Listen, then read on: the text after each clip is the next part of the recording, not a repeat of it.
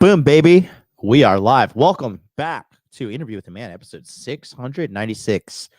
Thailand, Bangkok, Passport Bro review. I just got back from Bangkok, Thailand.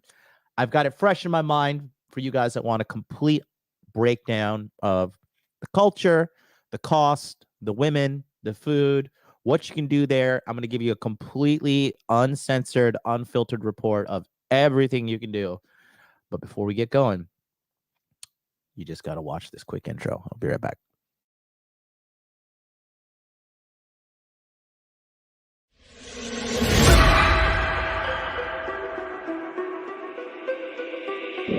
Make money, make muscles, learn game. If you're listening to me, you're a hot dude. The hot dude life is not about your physical appearance. The hot dude life is a mentality.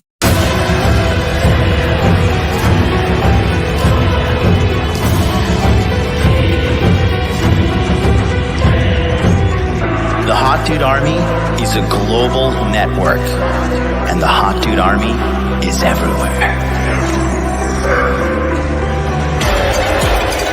Decrease your judgment of others and increase the judgment of yourself.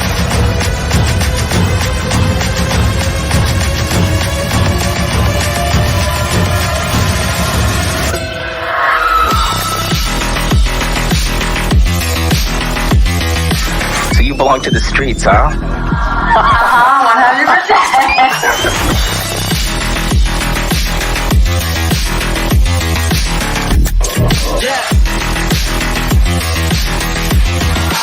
It starts with learning dating, and then you move on to something to push humanity forward. That is the philosophy of modern life dating.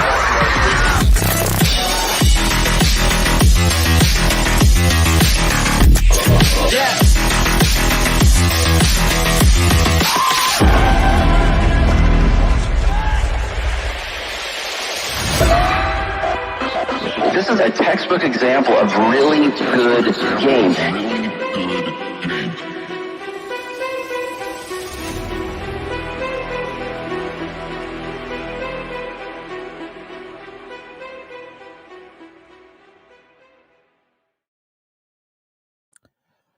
Boom, baby. We are live and welcome back. Hey, happy Thanksgiving to all of you guys out there. I completely forgot that it's Thanksgiving until I woke up and everybody's like, hey, happy Thanksgiving. Happy Thanksgiving. I'm like, hey, I live in Japan. There's no fucking Plymouth Rock here.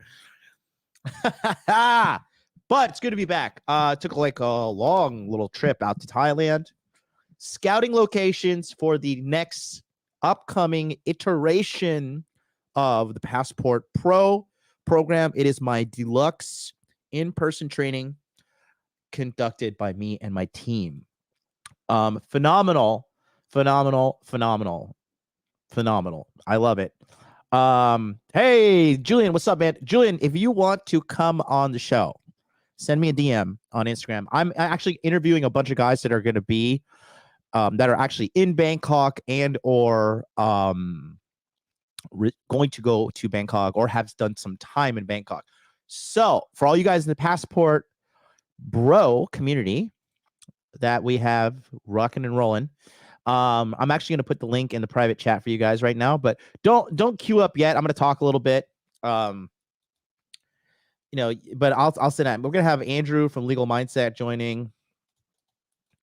But I want to talk about everything, and it's going to be a long episode. Because honestly speaking, Bangkok is like, functionally speaking, as a man, Bangkok, you can make it happen. All right, guys in the Passport Pro, or excuse me, in the Passport Bro group chat, I just sent it out to you there. Is Billy in the house? Moderator? He might be doing Thanksgiving with his family. Smash the likes, boys. Smash the likes, and happy Thanksgiving to you all. Hey, real quick before we get going to, just I want to tell you guys honestly, from the bottom of my heart, thank you guys all for watching. Seriously, thank you, guys. I'm telling you this from the sincerity of my heart, and I'm just gonna I'm not like big and popular right now, because I don't know. That downswing was not cool, but that's not going to stop me. However, I will say this, because if I was more popular in the sense like thousands of live stream viewers, which it is coming, mark my fucking words. The thing is, I just want to take a moment and say from the bottom of my heart, thank you guys for watching. And it really means a lot to help you guys with your problems. And I want to let you guys know, especially if you're the kind of man that's watching me on Thanksgiving, okay, that I was just like you. I was down and out in life. I was banging my head against the wall. I was trying to figure everything out. Money, muscles, game frame, right?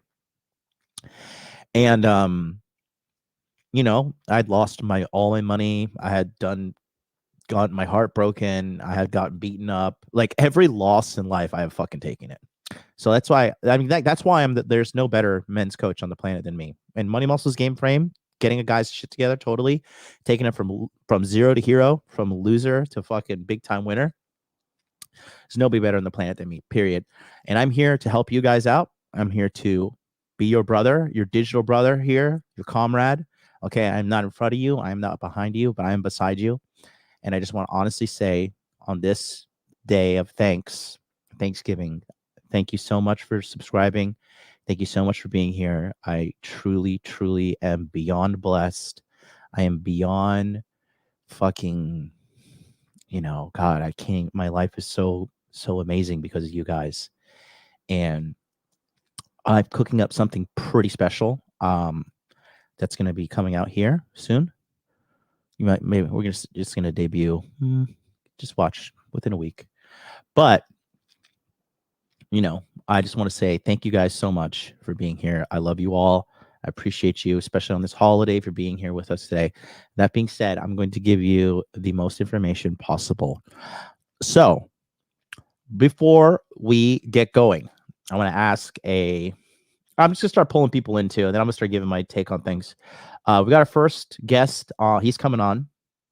But real quick, for the guys in the chat, and then shout out to all the homeboys, CD Nuts and P Dubs. Shout out to the guy that made me say the N-word by writing his name like Need Cigar or something. And I was like, what is this guy? Boomer moment. So shout out to you. You guys trick me in the chat all the time. But real quick, do you want me? I have sparring footage, and I've kind of started to train again in more of a full-time capacity. As you know, my preferred go-to method of sparring is full contact MMA. That includes punches, kicks, no knees and elbows because you're going to kill somebody, headgear, and then takedowns and submissions. So I have some sparring footage that I was doing in Muay Thai in Thailand. It's just 2 days, collectively, probably 10 minutes of footage. If you want me to do a sparring breakdown or just give you some general information, let me know. I have it all on my computer ready. I'm going to put in the chat. So it's just going to say review sparring footage. Yes, if you want me to. No, if you don't. Just put it in the chat. And then we're going to bring a veteran in the game here. Oh, look at that. I froze. Thank you, $1 million computer. 2 seconds. 3, 2, 1. Vote in the meantime, because this is not a rigged election. Okay, and we are back. Oh, baby. What's up, man? I thought you were gonna have legal mindset on first. No, I mean, no. He's late. He's Oh. probably in bed with some Thai hottie. Oh. I'll shame him via text now. Well, you caught me off guard, but hey. I'm texting him right now. It's pretty early in Thailand though. It's like 9:30 a.m. there. It's 11:30 in Japan. Okay. So, would you like to introduce yourself to everybody? Sure. Hey everyone, my name's Donovan. I've been participating in MLD's coaching for around 3 years now. I was with you when you were in college. Yeah, right before. sorry, can you just like turn up your mic or move closer or something? Like, I want Yeah. people to hear what you have to say because you have such a crazy story. Because look, I always say that I believe that I'm the best fucking men's coach in the world, quite frankly. And you have been with me since before you graduated. You were having doubts about your degree. I was like, no, don't do that. Get the degree. Just give people a little TLDR about you. Well, yeah. Well, the TLDR is that in the 3 years I've been with MLD, my participation has come and gone. But the reason I keep sticking around is that MLD gets results. And so even when my commitment isn't quite there, I know he gets results. So I that's why I've stuck around. So that's the real short version. Can we do it? I want to do little things because you have a very, very well. First of all, how old are you? I'm 27. 27-year-old man. Great. And what do you do for a living? I'm a nuclear engineer. Nuclear engineer. And then you don't have to go into specifics, but would you like to give the folks like where you started with your salary and then where you are now and then the future prospects as well, based upon the monthly coaching and all that? Sure. To give rough numbers, first job out of college was around like 60 to 70K. And then second job was around 120K. And then third job and current job is around 130. And you're 27. Yep. And then you have job offers out the ass too, right? I did when I was actively. Shut up and take my money. Mm-hmm. Yeah. Just in getting this third job, I applied to around 250 places. I got tons of interviews and had 7 offers within the space of about 2 months. That's what I'm talking about. You see this fucking bullshit, this YouTube crybaby, let's fight and influencer and all this bullshit. That shit doesn't matter to me. This right here, this is the future. This is what matters to me. Okay, let's get to the juicy. Let's talk about the booty. All right. So, you want to talk about your booty journey, like how you were when you first started? Sure. Because you went to Thailand too. Lead us into the Thailand story. Yes, my Thailand story predates Passport Bros and predates my knowing John MLD. So I grew up Mormon. Telling you before I even started the Passport Bro, like go overseas. Yeah. And so I grew up Mormon, pretty devout, went on what's called a mission, where we're like missionaries teaching people about Jesus, specifically Mormon Jesus, and had a great experience. Even though I'm not Mormon anymore, I look on it very fondly. So I was there for 2 years where, I was just teaching people about Jesus. That's about it. We don't really play much. Learned to speak the language. So I speak fluent Thai and yeah. What? I didn't know that. Conversational fluency. People on the phone are like, hey, I thought you were Thai, but you're white. We got to go to Thailand together, bro. What the fuck? I know. Like, I'll do it. Yeah. So Thailand has a very special place in my heart, just because of that whole experience. Living there for 2 years, great people, great food, love the culture. So that's what started it all. As missionaries, you're not allowed to date or flirt, but ironically, I did get sent home for kissing a girl. So I got kicked out of pastor school for having sex with a girl. So you're on the right path. You'll be a millionaire one day. hey, I'm in the right circle. You are. So so all that happened. Went back to school after the 2 years of being a missionary, and my dating prospects were minimal. I would call it maybe just above the average guy as far as success rate. And I think the reason I was getting a little more than average guys is because I'm in good shape. confident in myself in many areas, not all. And You should be more confident. Way more. I mean, dude, you're fucking killing it. I just want to stop for a second there. Like, dude, it blows my mind that I do believe that it's good that you're hard on yourself, but there does come a point where it becomes negative returns. And like, I think a lot of guys here would they would kill to be in your situation. 27 years old. You say you make them, was it 130, 140? What? Yeah, around there. Yeah, 130, 140, single. Life is great. I mean, phenomenal, bro. Well, I mean, you already know this. It's not about, when it comes to this inner game stuff, as you know, it's not about what you're doing right. It's only what I'm doing wrong that becomes the focus. Yeah. But they're having improvement. Hey, so yeah, real quick. Hey, I'm just gonna call you Bangkok man. Bangkok, you wanted to stay anonymous, so you're on. Your microphone is unmuted, but we're talking to Donovan now. Then you could you could chime in anytime you want. Okay, buddy. Sure, sounds good. Thanks, man. Go ahead, continue, Donovan. Yeah. So just to not take too long. No, take your time. There's no problem. Cool.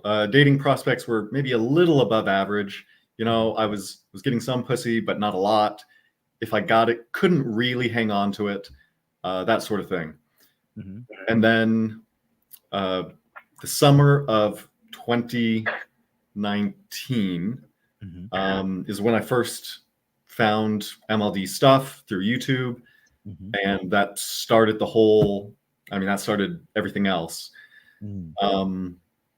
Over the course of the next year and a half, finished my degree, was feeling pretty skeptical about it because it was hard, and crypto was taking off then, or starting to take off. And I got this false sense of security because everyone's a genius in a crypto bull market, right?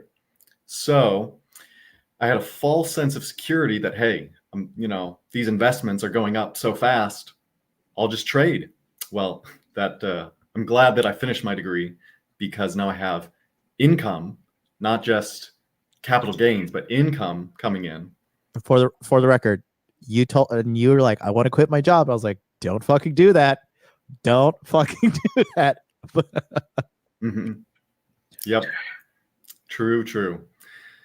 But yeah, so finished my degree. Dating prospects, my dating skills did go up a little bit over that time. Had my first job out of college, and after 6 months of that first job, moved to Thailand to test out living there as an adult. Not a missionary, not a 18 or 19-year-old kid, with a job, with a little bit of money, with increased skills in dating, and it was a blast. So I was there for 6 months, the first half of 2022. It was it's difficult to describe just because Bangkok is a mega city. There's not many cities that size in the world. There's a few, but not many. Bangkok is gigantic. And I think you'll get into this later, but as far as the cost of living, I was living in the center of this mega city. Where? $750 per month was where were you living? I was living in Seoul, right on Cheap Seoul. rent. So yeah, Seoul is like, it's a good area, but it's also, I think it's like it's technically the red light district, right? Like the party boy red light district. It technically is. I found that out after getting there, because the soy cowboy is right across the street, and then the actual prostitution brothel place is just like a 10 or 15-minute walk. Dude, So I found that out after the fact. I wanted to kill David when I found out. David Bond, he told me, he's like, just book it at Soak. It's cheap. It's easy. He was just like frustrated, and because he was doing Passport Bro launch with me, and then he was doing Millionaire Social Circle with fucking Mike, and he was just all stressed out. But then I was like, I got there and I'm like, Andrew, I'm here. And he's like, where are you staying? I was like, someplace called a Soak. He's like, why the fuck are you in the red light district? I'm like, what the fuck? Like, I'm in the red light district. I will say, Asok isn't all known. Like the whole area of Asok isn't associated with the red light district, but like within Asok, then you'll have like a few spots that are the red light districts for sure, no doubt. But yeah, I mean, it was super convenient because I was right on. I mean, I was a 3-minute walk to the SkyTrain and a 2-minute walk to the subway, and it was perfect. Like having girls come to me because everyone uses the rail systems there, either the SkyTrain or the subway. I mean, just easy, and had a great time and made some good connections and good friends with who I would consider high value men over there that I've maintained some of these relationships. And anyway, so that was the first half. 2022, came back to the States, improved my job situation. And now I'm currently working towards getting a fully remote job so that I can move somewhere, maybe Thailand, maybe somewhere else.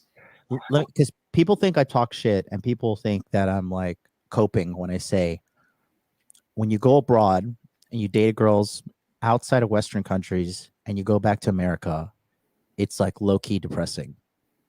Your thoughts? Well, I'll say this. The sluts of Thailand treated me better than the good girls here.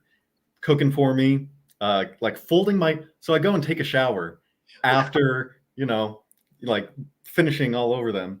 And I come out and they've made the bed, folded my clothes, and have like water or juice waiting. And these are like these aren't the good girls of Thailand. These are the quote unquote bad girls of Thailand. And I'm like, my goodness. One thing I like about Thai girls is they're not afraid to get dirty, in the sense like, so if I've dated like some fucking passenger princess bitches before. I dated this Chinese girl before. She was so hot. She was so fucking useless. Like the Chinese princess types. But like, if some shit went down, like I remember something happened, like we were like, something happened like where we were like stranded someplace and the lights were getting dark in Okinawa, and she just stopped where we were. Like I was like, we need to keep moving. She just stopped, and she's 28, mind you, and just starts fucking crying.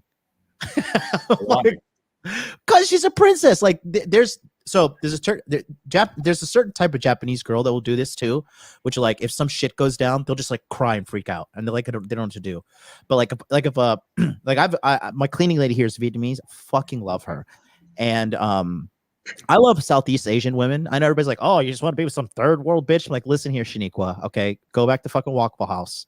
I don't want to talk to you in your fucking low IQ bullshit right now. Because these women over here, if some shit goes down, you get yourself a good Asian woman, especially these Thai girls, like if a fucking pipe breaks and like water starts flooding in, the toilet floods out, they're not going to scream. They're going to fucking roll their fucking sleeves up and get to work. That's what I love about Vietnamese women, Thai women, and, a lot of these Southeast Asian women, they're not afraid of work. They're not afraid of contributing instead of just sitting back and being a leech on society like the average fucking American whale. But hey, I just want to chime in here really quick, if that's all right. Yeah, go ahead, buddy. Okay, so yes, what is being said about you can never go back to dating American women is absolutely true, because I was in Thailand earlier this year and I dated some women here, and I went back to America, and of course I dated there, and it was absolutely depressing. And now that I'm back here, I have so many options. I literally have a journal with all of the days, and I'm having to schedule dates 2 weeks in advance. I'm overflowing with options, and you simply do not have this amount of abundance in America, because moving over here, your SMV just goes through the roof if you are able to make money online or have a remote job. And if you're good looking as well, you will just have so many options. It will be mind blowing. You literally cannot fathom it if you have never dated overseas. You simply cannot fathom it right now. And if you do move overseas, you will be able to fathom it, and it will blow your mind. I just wanted to chime in and say that. No, that's fantastic. That's what I've been trying to tell people the whole time. And Andrew from Legal Mindset, sorry, I'm texting him right now. He's coming on. But he said the same thing, and it's sense of like, you know, for the guys out there, there's some guys that just they're never gonna take the fucking leap of faith. They're gonna they're never gonna fucking go abroad. They're never gonna fucking even get a passport. And that's okay, because for guys like us, myself, Donovan, and Mr. Anonymous Bangkok, by the way, I love the 5555, which is LOL in Thai slang. Can I say something else? Yeah, bro. When I went to America, like I have tried to help out other guys and teach them like some of the ways that I've found how to be able to be here in Thailand now.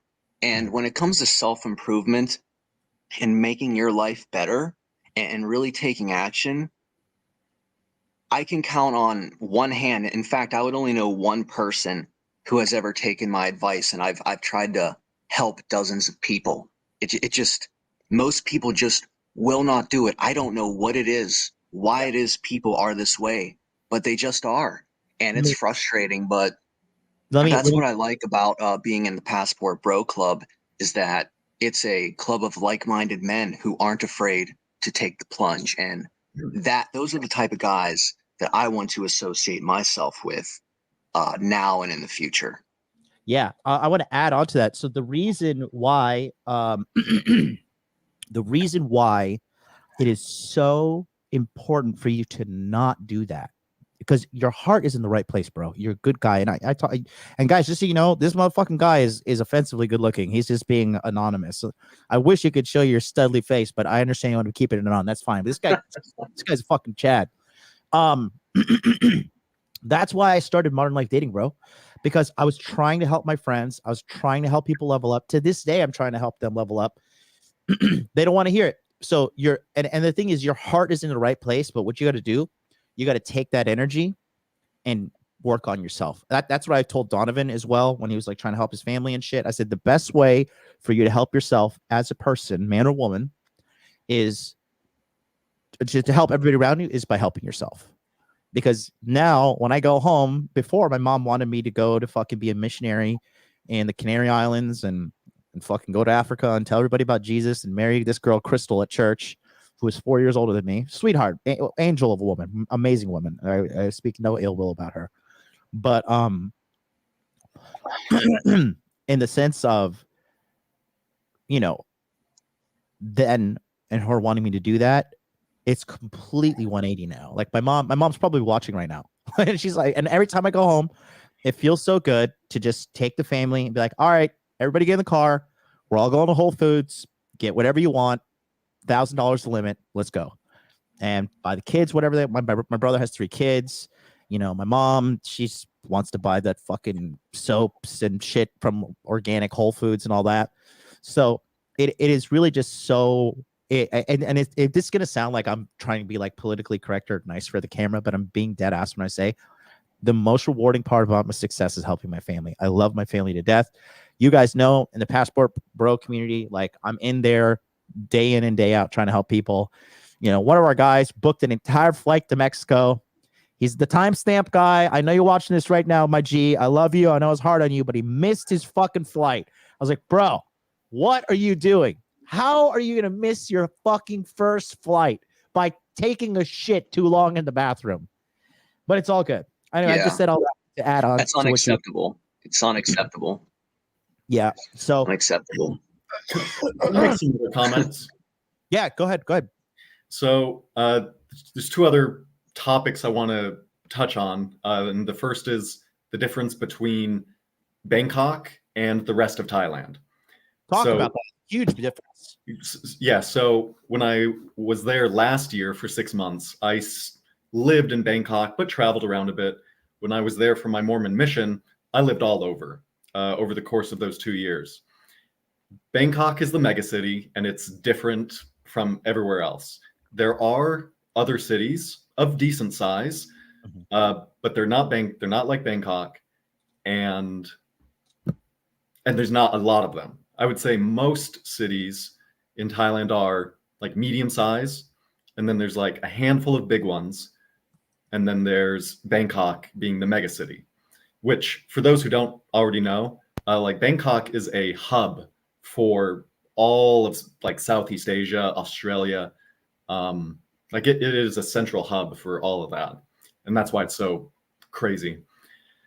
So for the rest of the rest of Thailand, it's kind of magical in how natural it feels, because like they have technology. Everyone has a smartphone. Most people have 2 smartphones. They have like the giant smartphones. It's annoying. Like the iPads that they hold up to their ear. So they're advanced in that sense. But the food is coming from like 20 miles away, if that. Yeah. And it was grown within the last week. Like the fruit, the meat was slaughtered within the last day or two and came from the butcher. It like within the last 2 days, it came from the farm to the butcher, and then the butcher to the market. Yep. So the food is great. I'm going to show something on the screen, but keep going. Yeah. Let's see. Everywhere outside of Bangkok, the cost of living is going to be significant, even less than it already is in Bangkok. And even in Bangkok, it's really only the downtown areas that are expensive in Thai terms. Can you, so real quick, just so you guys know, Bangkok, the mega cities talk about 8 million. And then the second highest is Nonthaburi, which is around 1 million. So look at the fucking disparity in the population gap there. And Nonthaburi's close as well. Yeah. And then also you said the cost, right? Could you tell them what is expensive in Thailand? I'd like to hear both your perspectives. Donovan first, please. Sure. So the place I was staying, which was in the center of Bangkok, was $750 a month, $750. That's very expensive. I'd say that's like double or maybe triple of the average rent in Thai terms. Now that was for a studio apartment that was, man, they had it in square meters. So I think it was around like 350 or 400 square feet, which was small, but I mean, it met my needs just fine. I never got a comment from any of the girls that's saying, whoa, this is small, because the building it was in was like this nice flashy thing. So they don't really care about the size of the apartment if everything else is set up right. So yeah, 750 was like double or triple what the average, what you'd usually pay. And how big is your place? And for $750 a month? It was like, I think, let's say 375 square feet. People are kind of not smart on that. So like 1 bedroom, 2 bedroom? 1 bedroom with a small living room and small kitchen. Yep. And small bathroom. And it don't matter. Like studio. And it doesn't really matter, because if you're getting booty and you're fucking eating good food and you're saving tons of dollars, like in America, you got to pay $2,500 a month in New York to walk down the street, potentially get shot at any point. You know? Yeah. So that's my answer. What about you, Mr. Bangkok?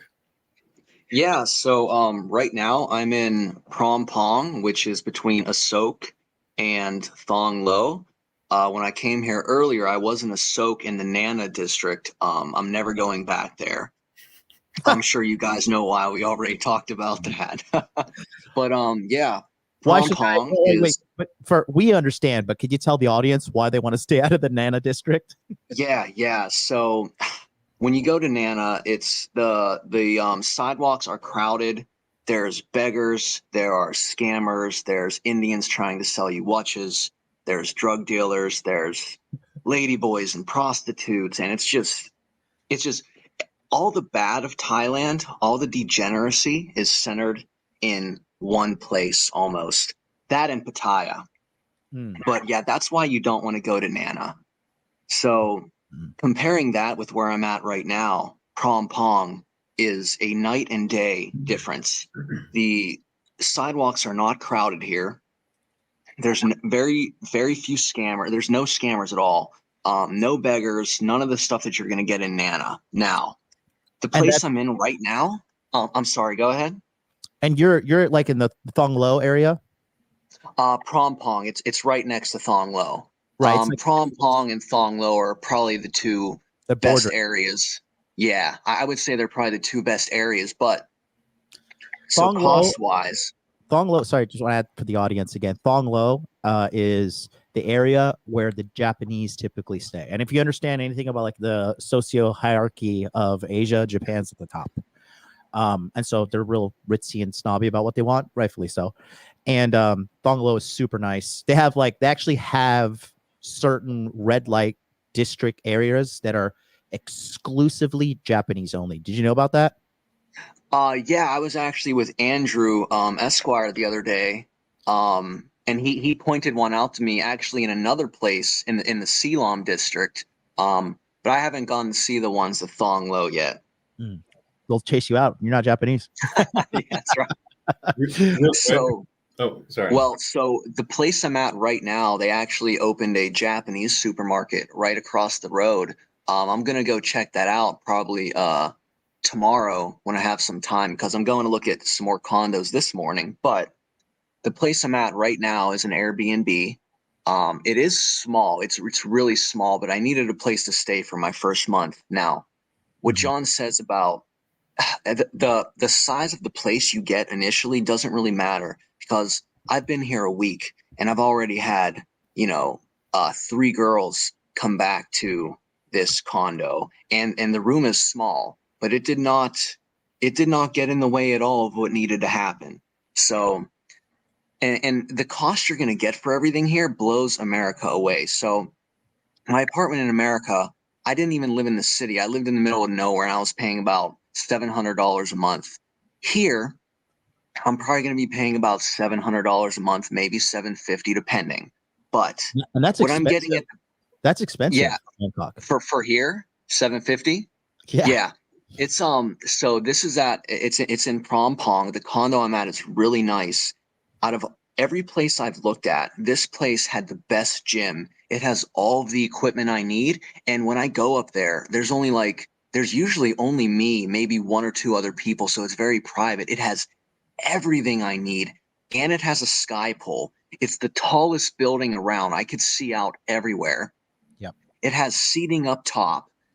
In the morning, I sit on one of these chairs in the sunlight and have sun go in my eyes so I can wake up my circadian rhythm and get, going for the day. And it also has shuttle service up to Emporium and M Cordier. John, are you familiar with? I'm sorry, I can't remember. Donovan. You guys are familiar with that mall complex right there. Where they're right across the street from each other? Yeah, and they're actually opening a new mall called Sphere on December 1st.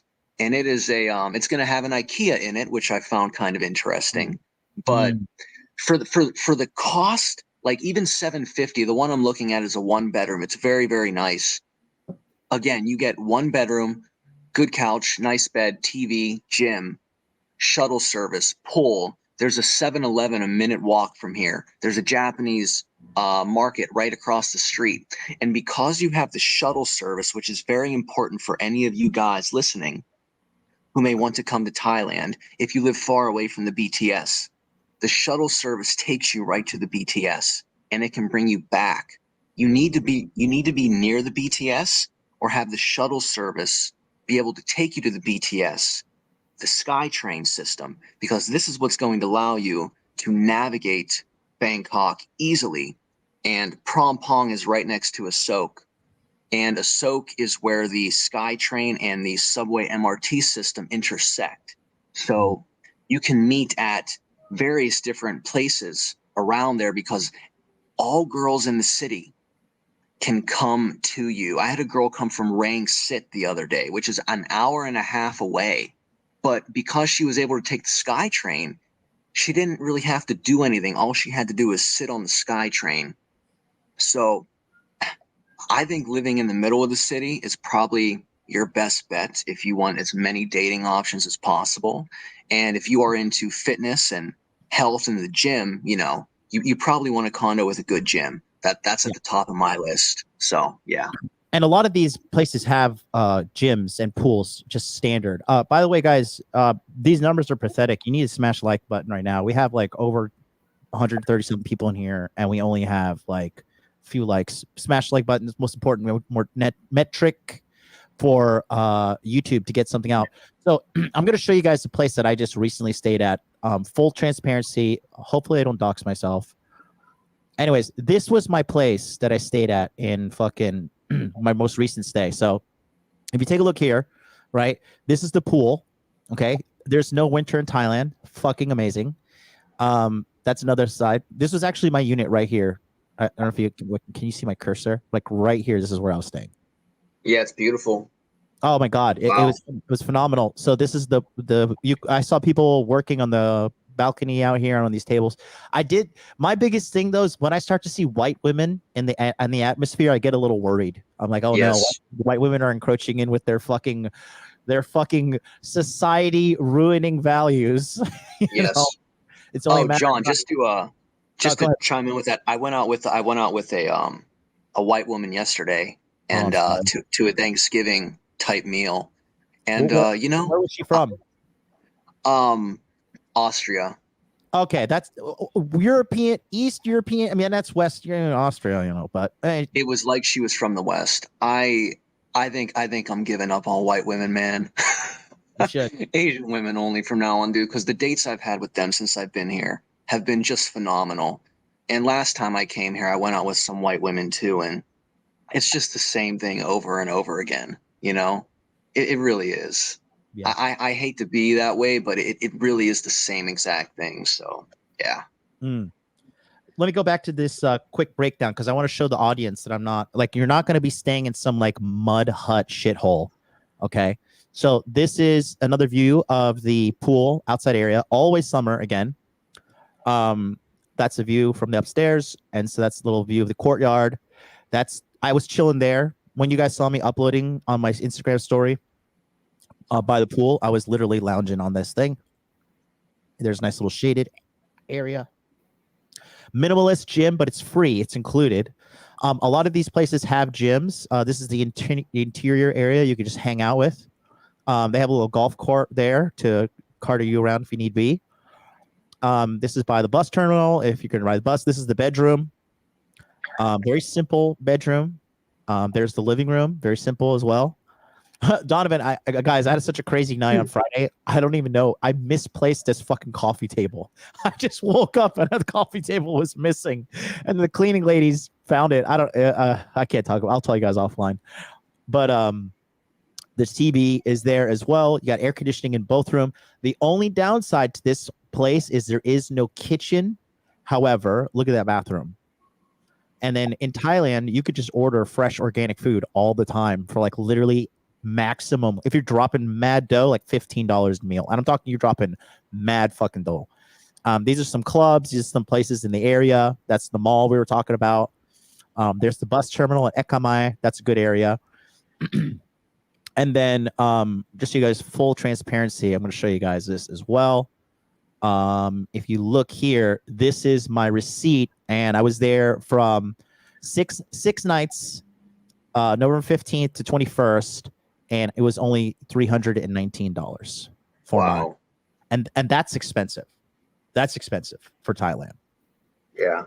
But it was just so convenient. I was just right there.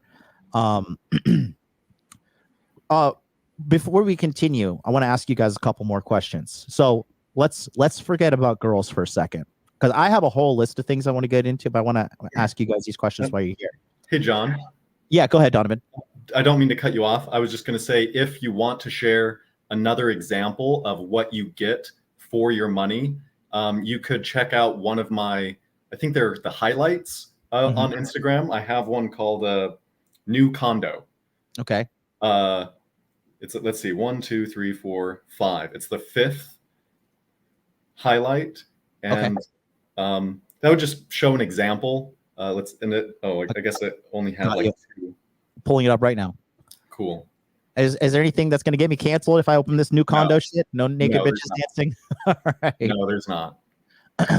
Give me a second. Stories take a while to load on desktop. So there's New Condo. Oh, So you're this up. was on the 44th floor. So you were on the 44th floor in a high rise in Bangkok for $750 a month. Hmm. Wow. And there was a full length pool as well, like full length. Wow, that pool's Good super job. nice. I think I know this building. I almost stayed there. Yeah. Yeah, I know where that is. Yeah, I know where this dude. That's a fucking nice place. Yep.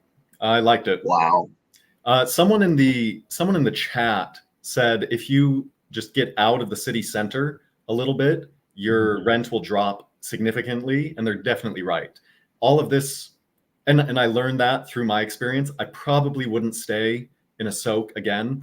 You don't need to. You don't need to be in the center because the transportation is pretty convenient. Mhm. So I just wanted to add that. Thanks. And even Yeah. if transportation was not convenient for you, like let's be honest, what are you paying for an Uber in Thailand to travel like 20 minutes? Oh, let me try to remember. Maybe like 200 baht or 300, which would be $10 on the high end. $10 on the Yeah. high end. And that Five for to me, what would you say, Mr. Bangkok Anon? For what question? For the traveling question of the Traveling taxi? question. Yeah, so I actually had to take one just the other day. About a 20-minute drive would probably cost between $5 to $10. I think mine was about 15 minutes, and it was about I think it was $4.18. Yeah. So, but that wasn't in like rush hour traffic. But Yeah. And John, for the so I'm sorry, go ahead. I want to tell the guys Oh yeah, a quick hack too. So you got to put on your big boy hats now, boys. Okay. But if you're feeling like a badass, you could ride on the back of the fucking Thailand motorcycle taxis. Now, God, Do it. I'm a big fan because you could literally, these guys don't give a fuck, man. They will zigzag through the traffic. You feel like fucking Batman riding bitch on the on this thing. But the motorcycle cost taxi, you're paying like $3 to travel 15 minutes. And you just hop on the back, and it's a good workout. You just hold on, get your good little triceps and shoulders, and you get a little pump before you go on a date. And you're like, I'm gonna show up fucking looking hot as fuck on this date. yeah, yeah. So I think that's something you could seriously change, save a lot of money. And another thing too, I like about Thai girls. If you're like, listen, bitch, like we got to go to this restaurant. It's rush hour. Get on the back of that fucking taxi, that bike taxi. We're gonna ride out. And the girls just like sit there, no arms. Like I think it's so hot when I see girls like riding the back, balancing themselves with their legs and their stomach, and just like fucking texting and just like whatever. And they're like wearing like their professional work skirt. They look Like they're in a hot. skirt. They're Amazing. hot. To the side. That, I Incredible. like girls that can roll their sleeves up and get dirty. Because if you're a man yeah. on a mission, you got shit to do. You don't have time to fucking drag around some liability pussy. You need a woman that can get shit done. You know what I mean? Damn straight. So I love it, man. I love it. So listen, Ozzy, you got ripped off because you're a dummy. No offense, love you, buddy. But I mean, if you get get a taxi, and you just trust this guy to take you someplace without him turning on the meter or having any situational awareness, I'm sorry, bro, you're a boomer. I love you, G, but that was covered in like the first couple modules of the Passport Pro course. Need street smarts. You do. The Thais will rip you off, but I will say like the scamming bad Thais are outnumbered like 100 to 1 by good Thai people. Yeah. Good Thai people are fucking everywhere, bro. And speaking of Thais, here we go. We got the Giga Chad himself, Mr. 7 foot tall. What up, Hey, Scott? what's up, guys? Oh, so What's going on, guys? I was they're working on my unit right now. I'm actually in a different unit, so I'm messing with the internet, just calling in on my phone. But Hey. here with the Bangkok Shads. Speaking of which, I was just talking about this, Andrew, because you're you're clearly a very high value man, and you're Sure. kicking life's ass. I was telling these guys that I like the Thai girls because if some shit goes down, they will roll up their sleeves and they'll help you. And you actually had that experience recently. I don't know if you want to talk about it, if you can, but Yes. Well, I've had multiple actually, even today. So one of the Thai girls I'm seeing is a nurse, and I'm like, hey, I'm looking for the best doctor to do XYZ, and she just goes out and finds it. And this is a girl I've gone on like one date with, right? So I mean, they're just willing to actually come and help you sort your shit out.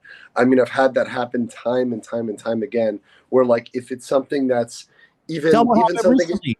Last week, when I was there. Yes.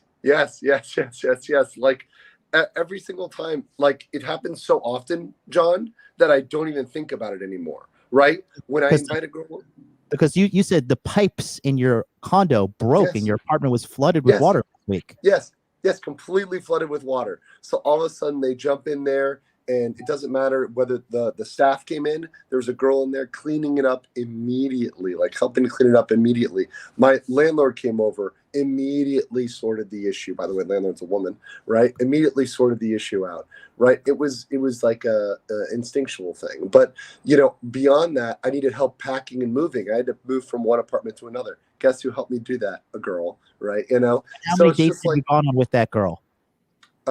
that girl. One. Good people, bro. Good people in Asia. One. Like, and that's it, you know, and that's all. But they're always willing to help. I'll invite them over, and I'll have my laundry out because I haven't put it away.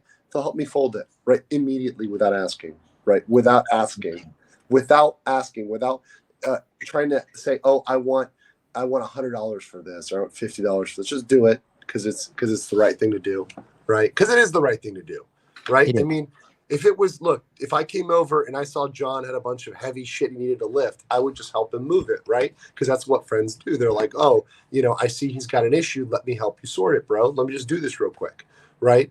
That's what good people do. That's fucking dead in the US, Canada, the UK, Australia. That's so fucking dead. But it's just second thought here. And I think you forget it sometimes because, John, you've been in Asia now for a decade. So over a decade, right? So you start to forget this shit. But every time you start to, like, something goes wrong in your life and, you know, you have a bad day over here, because those happen too, right? It's not, you know, Shangri-La where you have no problems. But even when you have a problem, you're like, wait a second, this shit is so good. Like, just comparatively to the stuff they're used to dealing with, it's just not even close. I'm listening to my family who's got me in a group text right now for Thanksgiving. And guess whose wife isn't helping with shit regarding Thanksgiving or their kid, because my brother has a kid. You know, and I see this in the group text. She's not doing shit. She's not doing anything. He's doing all of the work. Of course she fucking, of course she's white. You know, no shit. So anyways, I tell John this, and I say every day I wake up and I realize I'm here and not there, I'm happy. Like every single day when I wake up in the morning, I'm happy. I want to build on that real quick because I was telling the guys, and you and I talk about this candidly often, but a lot. What is the probability of you going back to America and living happily ever after? 0%. You could shoot me. I've said this before. You could literally put a bullet in me before that would happen. If you said, I'm going to have to shoot you in the leg or go back, I'm like, which leg? You know? I'm like, pick a fucking leg. I will take the leg. I will say, I will do whatever. This is how serious I am about it. I will do whatever it takes to stay here. Right. I'm just saying, if they're like, Andrew, you've got to go onto a black op missions to Myanmar and you've got to assassinate a general. Look, listen, I'm willing to yeah, I'm willing to fucking consider it. You know, this is why the folks go for the 21 virgins, right? Because once you've had the good treatment, you're not willing to go back to that. Like it really is a fucking gulag. It's a gulag where they keep you as a corporate slave for what? For what? For what's your prize? Your prize is what? Somebody who doesn't fucking respect you as a human being? That's your prize? In Bangkok full time? Me? So I'm mostly in Bangkok, right? But I'm just started. This is something new. Like as of this week, I'm going to start opening a law office for U.S. immigration in Chonburi and Jomtien, because there's lots of foreigners down that way, like South of Pattaya. So there's lots. So I'm going to be doing that. So I have a little bit of face-to-face legal work. I haven't done that in years, but I miss it, and I want to do a little bit more of it. So obviously, anybody needs anything regarding U.S. visas, so somebody going there or coming the other way, coming to Thailand. Definitely that's what I'm doing, and that's what I'm really interested in helping with. So I'm over mostly in Bangkok and in a little bit in Chonburi. So but I love it. I love Bangkok. Right now I'm in Ekamai, which is my normal unit is in Tonglo, but I moved to Ekamai. But both of them are amazing areas, tons of Japanese spots. John knows tons of good bars, nice bars. I mean, John, I think you were kind of shocked a little bit about Bangkok insofar as you expected it to be kind of more quote unquote third worldy than it really is. Remember, I'll show you the old YouTube videos of my old channel. Yeah. But I went to Bangkok in 2013, and 2013 Bangkok to now is fucking crazy. Right. The amount, 10 years of development. I am just like, what in the actual and proper fuck? Yep. I couldn't beat it. Can I chime in? Yeah. Progression. So one of the places I went on these little excursions out of Bangkok is Hua Hin, and it's down in the peninsula part. Great beach town. There's lots of foreigners there because it is a great beach town. It's not going to be as much of a party as other places, but it's good for living. Anyways, they are building a SkyTrain station down there. That's hours away by car. Now, I couldn't find if there really is plans to build that all the way to Bangkok. I don't know that, but they were definitely building a SkyTrain station, which kind of blew my mind because they just finished. So that one actually has a little bit of an update. So they just finished like it's kind of quote unquote high speed to Hua Hin, right? There's a train. They just opened it. I think it's now, don't quote, it's either 2 or 3 hours, but it's like a very direct train, right? It's like kind of like in Japan, the express trains, like a rapid express. So it's sort of a very, very fast link. They actually did just open that. So because the elevated platform, right, the one that's up, right? Yeah, Right. that's for the new train. That's an express train from Bangkok, which is amazing. And And let me- continuing on. Go ahead. I'm just gonna keep talking. I'm just gonna show these guys my in August when I was doing the Passport Bro launch. I also stayed at this place. I stayed here, as you can see on the screen, August 1st to 19th. Now this place was a little bit more expensive. It was $71 a night. I remember But that place. yeah, you went over there. That's right. Yeah. But take a look. This place is balling, bro. Like Yeah, this that place was was nice. that right there. You're seeing. I'm just gonna pull us all off screen so that chat can see everything. So this is the bed, 2 TVs, and then that's a view from the living room. That's the bedroom. That is the sofa. There's a good shot of the living room, kitchen. This place had a kitchen. Keep in mind, guys, this is $71 a night. The work area, and then you can see from different views there. That's from the corner. That's the bathroom, and then that's the bathtub. May or may not had sex in there. There's different little areas in the whole unit, and then that's the pool outside. I love the tropical vibes of Thailand. It's so fucking peaceful. And then they also had a gym, simple, minimalistic, but if you're actually serious about exercising, this is all you need, to be honest. And if you want a full service gym, you can go get one for fucking $18 a month Max. Yeah. Yeah. To finish up with the train thing, so I was just shocked that they were building that all the way down in Hua Hin. That's like 3 or 4 hours away by car. So there's that. On top of that, Thailand is a major part of the Belt Road Initiative being created by China for land, travel, and trade. There's some issues with China and stuff, but the powers that be, they're making this happen. It's going to happen. Yeah. And they're going to this huge, enormous infrastructure project going from China like all the way through. I think it's supposed to make it all the way to the Middle East, I think. And so, and Thailand's going to be a major part of that. So all this growth and development, I can only see it continuing from here. Actually, I want to add on to that, because this is what I was telling guys. And so here's the thing: these good times are not going to last. So you want to fucking get on the ship now if you're going to make it happen. I've ran the numbers already. I'm going to have pussy and money until the day I die. I've already run the numbers, even if I live to 100. So there's that. But I want to just show you guys an example here on a quick whiteboard demonstration as to why you want to choose these developing countries, because it looks like this. So if you take a quick look here, I'm going to just do a quick iPad screen share. Okay. So this is the GDP in time, right? And so Bangkok right now, or for, let's just say I'll go until 2013, and then here is 2023. Okay. Now, as China continues to, become a global superpower at the top, right?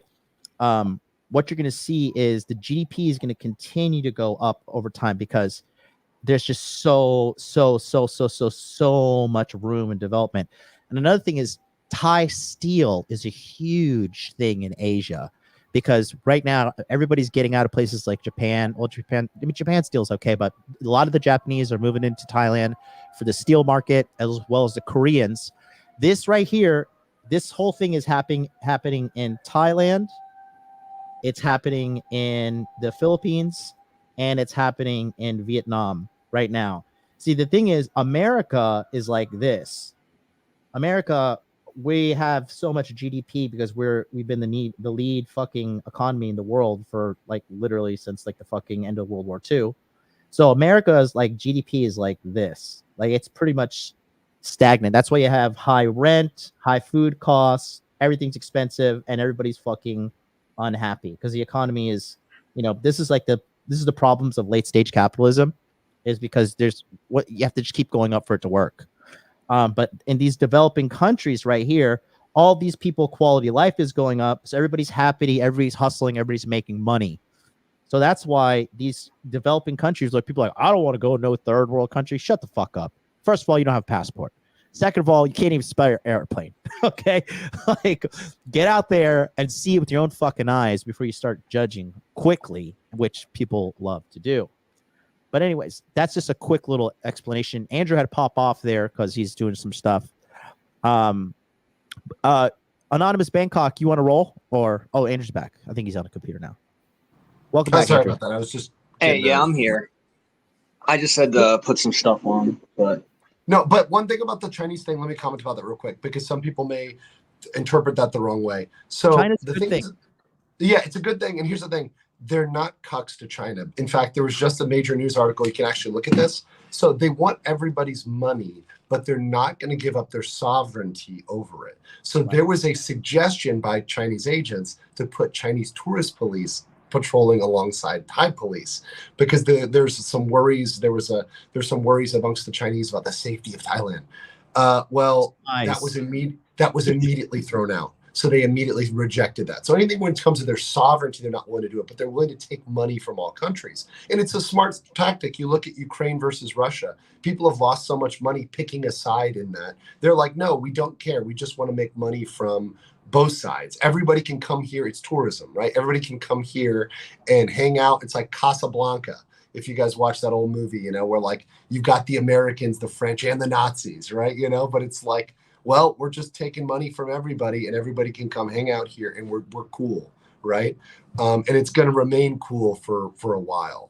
I think even as things happen in the region around it, the region grows, it's going to remain, a good spot to be, because it's very, very central in all of that. Let's talk about, because we are all guys that actually care about our future. So all of you guys have good jobs, good careers. What does Thailand do for you in the sense of allowing you to grow and develop in your personal career and money? Because, you could go out there and chase bitches all you want, but eventually you're going to need some fucking money, and you're going to need to build a life. I think one of the best things, and I'll start out here, is that, and I've talked to these some of these guys about it here, but one of the best things is in Bangkok versus Tokyo or Seoul, right? Because I lived in Seoul for 3 years, and I think it's has a lot of similarities to Tokyo. One of the reasons that made me make the move was there's a way better community of English speakers here, Americans here, Canadians, UK, folks that I can do business with, folks that I can connect with. And it's important to have a network of people, just like this network is important. The Men Network, John's Network. John's Network has literally created, the 6 degrees of MLD, right? It's created so many people that have made it huge. And that just shows you the power of a network. So having a network is important online. It's important in person. And if you look at it, it's unparalleled. Look at the Telegram group that we have. We have the strongest number of people are in Thailand or in Bangkok. There's also a good amount of the shout out to the Philippines, right? We've got some brothers elsewhere, some people in Colombia as well, folks in South America. But for Asia, I think Bangkok wins hands down. For Asia in terms of number of people here. So if you're looking to have friends, which is important, right? You want to have friends. It's much easier to make them here. It's super easy to make them here. It's hard in Tokyo and Seoul. It's hard to make friends. It's difficult to make friends because the people there are very peculiar. John, you can talk a little bit more about that, but it's one of the big bonuses I see moving here. Yeah. Gentlemen, Donovan, how you said you're looking to get a fully remote job and then head back out to Thailand. Like, how does just like for me, I'll add like a couple caveats. So for me, right, I hate disgusting women, and I hate women that are just like sloven, fat, unattractive, and don't take care of themselves, because that's a representation of what's going on up here. Also, I don't like girls with no class. I don't like girls with no manners. I prefer feminine women who take care of themselves, who clean their fucking house and like look in the mirror before they go outside in their fucking Lululemon leggings they're on fucking years of credit card debt for. But the peace of mind knowing that like if I just go outside, like there's a girl that there's like a corner restaurant right over here, and I just like her. I don't like sexually like her. I just think she's cute, right? And every day I wave to her and I say hi. And we just have like this very surface level, sweet relationship. Hey, how are you? What are you doing? Do you have my favorite pasta today? Not this today, maybe next week. Every day I walk by, I think she's on to me. She sees me walking with a couple different girls often. But, just little things like that. Like, one time we were in the park doing pull-ups, right? And these two like young Japanese girls, probably like 18, 19, 20, they're like, wow, you guys are training so good. And we got done doing the pull-ups and they started fucking like lightly clapping. Like, oh, you guys are exercising and taking care of your health. That's so nice. And it's not like, oh, baby, I want to fucking have sex with you. It's like not all this like hyper sexual degeneracy that's in the West, quite frankly. You could just have like this happy, casual, platonic relationship with women. And there's like no like, because in the West, there's animosity between men and women. And that's why the West is on the circling path of failure. Because men and women can't be at odds with each other and have a thriving society. You just can't. Like it's never been done in history, and it never will. Just real quick, do you guys want to add on to that? No, so it's like in the law, there's a legal presumption, right? Like presumption of innocence, right? Yeah. In the U.S., it's presumption of guilt, right? You as a man, especially as a white man, because I see at least one of you is white. John's questionable, but. Questionable, but like you're guilty, right? You're guilty until proven innocent. That's the assumption. Versus over here, where like you're innocent, right? Minus the proven innocent part. Yeah. Just guilty. Yeah. I can jump off of that. And going off of what Andrew had said about like those networks, you do need to be careful not to get distracted in the wrong networks. And I suffered from a little bit of that. Bangkok being this mega city, it never sleeps. And there's always lots of stuff going on, not just one party or two, lots of them. So if you get... they do the noise. Lots of parties. Yeah. So don't get distracted and get caught up in the shenanigans. It's okay to have fun, but like you know, if you get in the wrong group of friends, that's all you're going to be doing. And, you know, find the ones who have fun when it's time to have fun. Yeah, no. I get what you're saying. Because like what? Okay, so the pitfall, the con is the guys that are here, and because it's so easy, they're drinking all day, they're fucking all day, they're not getting anything done, right? And that is a thing, right? That's definitely a thing, particularly if you go in the smaller, slower places, because you can do that, right? If you choose to do that. But the problem is, for me as a professional, I say, no, I want to engage with other professionals. And I find there are other professionals in Bangkok, but you have to choose your friends, right? Just like in the US, if you choose to hang out with your loser fat friends who are working at fucking McDonald's or Walgreens after 30 years, no joke, I have friends from high school that still work at goddamn CVS after 30, they're not friends anymore, because that's what they do, right? Because they do nothing but drink all day, waste their money on bullshit, right? You know, pay for OnlyFans. Just like in the US, you got to remove yourself from those people. So that's still on you to like choose your friends wisely. But that's also why John's network and getting into John's programs is so important, because you're automatically connected with those type of people, right? You have people that actually want to make money, but also have fun, right? We have fun. John and I, we go out, but we don't do it every single fucking day, right? Like that's the big difference. Yeah, because you can't get caught up with a bunch of losers. Andrew can tell you guys. Andrew knows me very, very well. I have a zero tolerance policy for negative people and for just general loserdom. Like if you're not a guy with a plan, we're not friends. So like I don't have anything in common with some dickhead who just wants to waste his fucking life. I'm out here trying to crush it. Okay. And that's what we talk about in the Passport Bro community. And then every day on my fucking channel, but I brought some people here to show you guys I'm not just like, you know, LARPing, faking this online. These are real men who have like, you know, we have 168 people in that fucking first onboarding of the Passport Bro community, which we're going to continue to bring people into it. Mr. John, Bangkok, how much was the first BLM, the first body language master? How many people were in that one? bro, like fucking 30, maybe? no. It was a lot. Hold on, I'll tell you. Okay, but I'm saying like how much those programs grow, right? It's all exponential growth, right? It's all exponential growth. Oh yeah, like I remember the numbers. I'll just do a quick division here. 130 people signed up for the first ever body language mastery for 297 in March of 2019. Wish I'd gotten in that much earlier. You were only one semester behind. I think you and Andrew actually joined. You guys were the same class, 2019 summer. Were we? No. So I like got a coaching call with you that summer, but I didn't join BLM until the fall. Oh, okay. So you were in quarter 3 of 2019.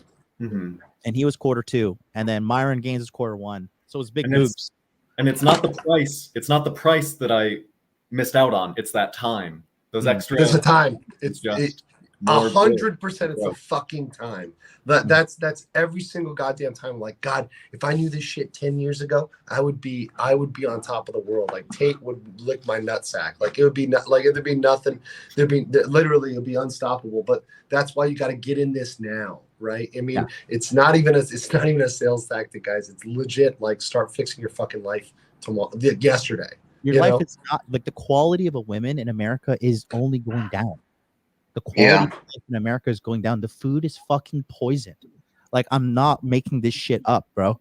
It is. When I go back to America, I have serious like stomach problems. My stomach goes fucking nuts. And I'm over here in Japan and Thailand, Philippines. It's okay. I'll give them a pass. Vietnam, lowest obesity rate in the world, the lowest divorce rate in the world, single digits. Okay. Hey, John. I'm going to have to go soon. If there's any questions, I would love to answer them for you. Anything you got for me that you wanted to ask? Yeah. So chat, shoot some questions. We got one here. Is that you, Peter? The movie Maniac? He says, if you held a profession like being a teacher in the US, would it be possible to move to one of those countries successfully? So yes. I mean, especially if you are a professional and you're like a certified teacher, right? Then you can move into a higher position. So I would look to not go as like a baseline English teacher, right? Because obviously that is always available in every country, right? But I will be honest with you, it's pretty fucking rough here in Thailand because everyone wants to move here as an English teacher. So the wages are even lower than Japan or Korea, which y'all know, like you can do research on those, because everyone wants just to get a visa to be here. So they bid down those jobs, and then they'll work a second or third job to make the money on top of that. So full disclosure, you can make $4,000 to $5,000 a month teaching English if you play your cards yes. right. And if you, now this is not politically correct, and you should always be the little Boy Scout that they want you to be. However, if you get a job teaching at a university, Yes, you have endless amounts of money and theoretically pussy, but you're not supposed to do that because you want to be a good teacher. But those, well, you know, it's your, you know, the duty is to your students, not to other students, right? And they all have friends, so you know. Those college girls will find you, bro. I don't even know. These girls found me on Facebook back in the day. Yeah, on the next coaching webinar, I have some questions for you about teaching. Okay, cool. If any chat, if you have any more questions, let us know. I guess I should just put this up here and let you guys handle it. Asian and Thai women cheat a lot. Oh yeah, and American girls are wholesome, and they never do any of that, right? Oh yeah, of course. They're just wholesome, right? They're just super wholesome. Right. European girls don't do that, and this, you know, it's like these girls don't do that. Get the fuck out of here. Jason, come on. You want to come on the stream? Let's talk, Jason. Let's have an intervention. I'll send you the link if you need to. But bro, these girls cheat on you, G. Okay, Andrew met one of the girls that I have been. You met her when she was here, Andrew. Yeah. If you were to be a real stringent asshole on a scale of 1 to 10, what would you give her? Wait, which girl? Oh, you know. Yeah. Okay. Oh, with an S. Okay. No. Who's S? No. Wait. The one that likes to read. Yeah. That one is definitely, I would say at minimum a 7. Yeah. Minimum. That's me being harsh. Like, yeah. I think it's like, and that's just physically, not even including the personality, because great personality. And that thing is like that, especially with, you know, when you get older, you're like, look, you've been through enough hot girls. You're like, all right, I want a girl that has low drama, helps me, does all these other things. You add those in, the scale goes off the charts. Doesn't drink alcohol. Right. Never been to a club until I took her. I was like, come with me to a club. She's like, I've never been to a club. It's scary. I'm going to get raped. You know? Yep. Good girls don't go to clubs, man. Hoes go to clubs. And then hobbies are going to the library. And the other day she disappeared for a couple hours. I was like, where the fuck were you? She's like, I'm sorry. I went to the opera by myself. I was like, what? You know, but that's just the quality of women out here. So I think first Jason, I would like to see you. I'd like to see a picture of you, like get some stats on you. I'd like to communicate with you to see why are women cheating on you. And right. Are you dealing with prostitutes? Because like obviously that's another issue, right?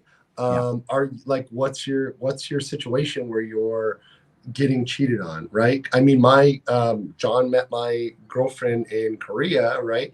That girl would never fucking cheat on me ever, period, hands down, ever. And look, you know the girls that you know the girls that do, and you know the girls that don't, right? You know, and that's part of fucking leveling up in life, is not choosing the girls that are highly likely to cheat on you, even if they're fucking hot, right? Because you can bang a bunch of fucking hotties, but you do want to get, as an older guy especially, you do want to pick girls that are of better moral character, right?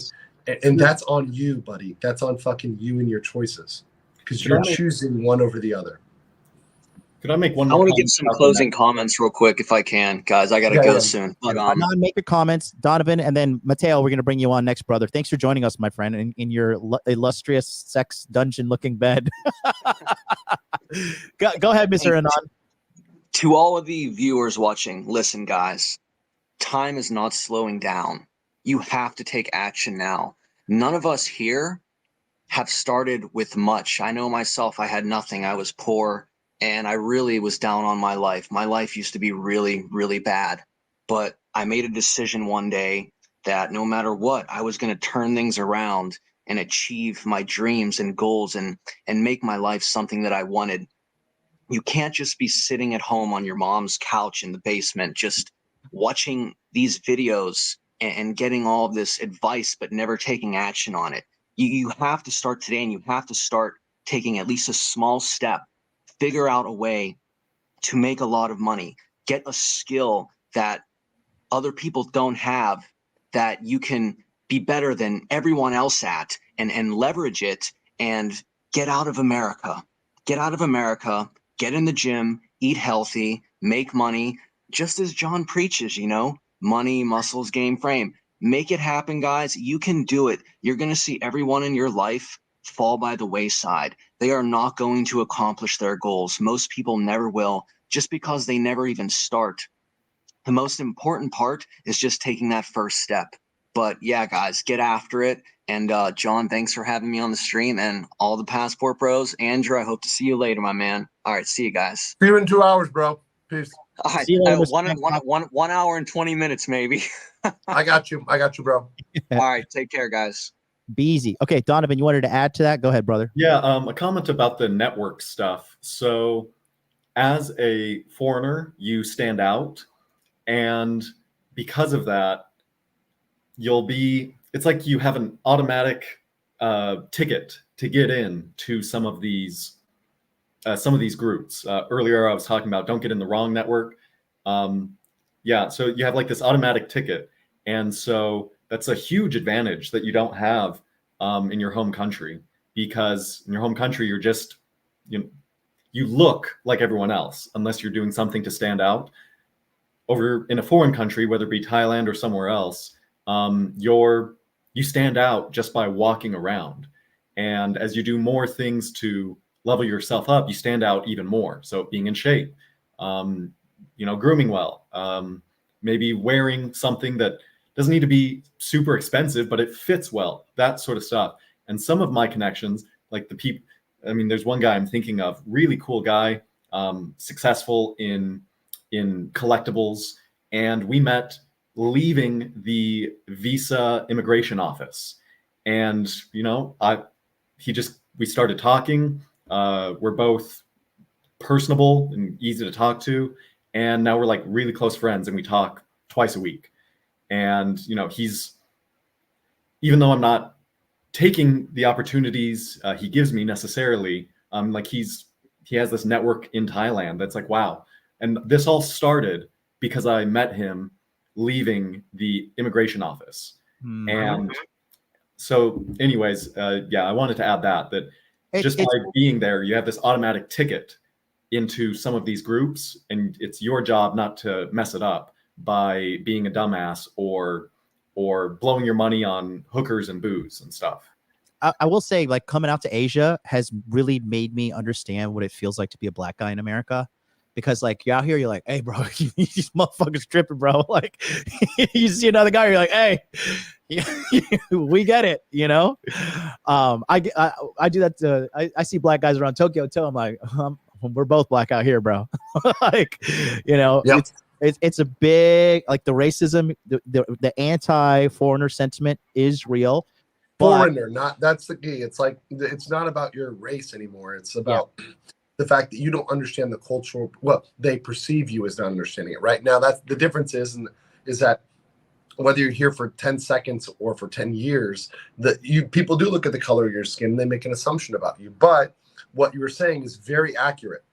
Clean up a little bit, right? I don't walk around Bangkok. I know you see me, I'm usually on my streams in a suit, and I've got the suit on and button up. I don't walk around Bangkok in a suit. John knows. I walk around in polo shirt, but I'm looking clean. I go take a shower. I make sure I'm well groomed. I go get shaved. I just woke up, so I'm not shaved yet. But doing that goes a fucking long way. Just being clean, not dirty. That is a huge thing. It's massive. Going off of that, there was a couple times when I left my apartment just to grab some food in gym shorts and a tank top, and I felt bad because I don't normally dress that way. And so as I'm walking down just to get my food, I was like, damn, now I'm like every other white guy here. Shorts, tank top, flip-flops. Yep. I'm not going to do this again, because I just felt like a schmuck. I'm like, because having been there for a couple of years as the missionary and then living there as an adult, I see the other people. I'm like, oh, he's here for 2 weeks. He's here for a week. He's here for 3 months, blowing his crypto money. And you can see how they dress, how they handle themselves. And just doing that a couple times made me feel so bad. I'm like, no, I don't want to do that again. Yeah.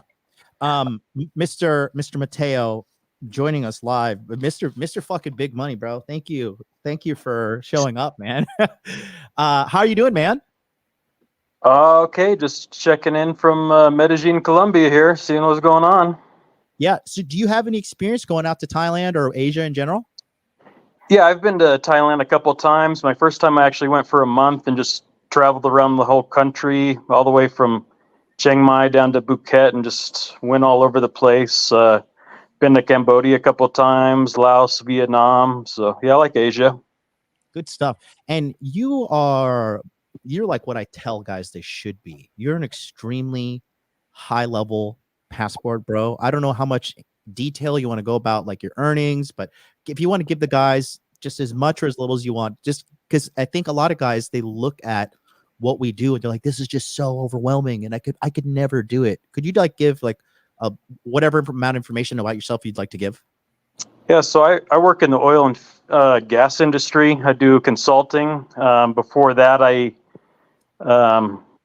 worked away from the bottom up, working tons of hours, working 100+ hours a week, and just grinding. And I worked so much I never really traveled. But after 10 years of dedication, I finally moved up to a consultant level, I work 2 weeks and have 2 weeks off, making big money, and I have tons of free time to just go wherever I want. Could you give us just like a range? What you define as big money? Because some people define big money as 100K. Other people. I got a lot of side hustles going, but just through my consulting job, I'm doing well over 300K a year. And how old are you, sir? 39. Killing the game. How many girlfriends you got?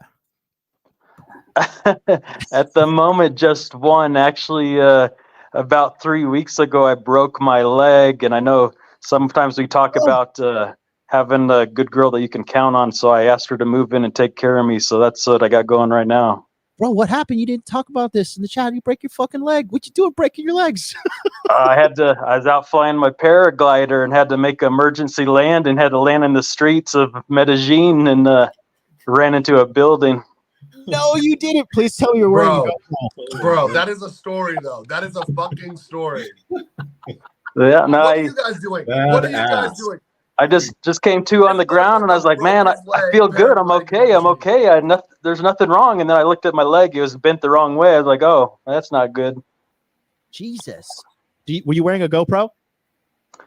No, at the time, I actually had a brand new camera. I went to switch it on, and it said you need to update software, so I didn't film it. That's fucking funny, bro. Yeah. And software and updates. Yeah, dude, are you okay? Was it like fracture, like completely broken? Yeah, I broke it clean through in 2 spots on my left femur. Oh, damn, bro. But so I want to talk about what I see in the chat. I want to meet you, Matteo. You for a while, you had like a mansion compound that was like jam packed for a while, right? How long did that go on for? Yeah, I've got in Colombia, I've got kind of like a penthouse style apartment. That's where I'm at right now. And then I have just several properties, investment properties I own here. It's amazing, bro. I know. Can I jump in? I know this is a Bangkok, Thailand stream, but could I ask Matteo, how he likes Medellin, Colombia versus his visit to Thailand, and why he chose to live in Colombia? So I like Medellin. Just the main thing is the weather. It's like 75 degrees every single day. It's like perfect paradise. You can go out all the time. I grew up in the mountains in Colorado, so I feel like I'm at home being in the mountains, in the forest. If you want to go hiking, I like to be active, go out hiking and fly my paraglider and do lots of road trips. And it's just a beautiful place. Plus there's just beautiful women everywhere. and then I want to ask you, Matteo, a question that I asked these guys earlier. How do you find the fact that like you just don't have to deal with the craziness of the average fat American woman? Like, how much of like just that stress being gone out of your life has increased the quality of your life or work or whatever? Oh yeah, it's a huge difference. Once you get out of the U.S., you just see how people are in way better health, and the people in especially Colombia, Asia too. Just everyone is so kind, and a lot of people are willing to help you. Like I said, I crashed my paraglider in the streets, and like a mob of people came to help me. Like a huge crowd was there, like trying to help me out there with no questions asked. They just step in and are there to take care of you. So yeah, The gringo down. that's for sure. And then what happened? They called an ambulance, or what? You got rushed off to? Yeah, I just told them right away, like, hey, call an ambulance for me, please. And a fire truck came up. They packaged me up. The ambulance came. They loaded me up, took me to the hospital. I pay for real good insurance, which is like hardly nothing. It's like $1,200 a year for the best insurance you can get. And Wow. I haven't had to pay a dime yet. I had to get surgeries and was in the hospital for like 3 days. And everything was real taken care of. Everyone thinks being outside the U.S. like healthcare and stuff is subpar, but no, it's not. A lot of the hospitals and stuff here is better than the U.S. This is something I want to stress that so much, because this is a question. I even see it in the Passport Bro chat. People saying, I don't want third world medical care. You think there aren't rich people in all these countries? There's rich people in Colombia. There's rich people in Thailand. There's rich people everywhere in the world. Rich people want rich people level care. They don't want poverty care, right? So there's always going to be good hospitals, right? This concern over medical care, thinking you're going to be taken care of in a mud hut, using like witch doctor shit, that is completely inaccurate. But people think that. They think that about Colombia. They think about Thailand. They think about many countries. But all of these places have nice hospitals. They're there, right? That's a propaganda from our own governments to keep us here, us here on the reservation. Yeah. Yes.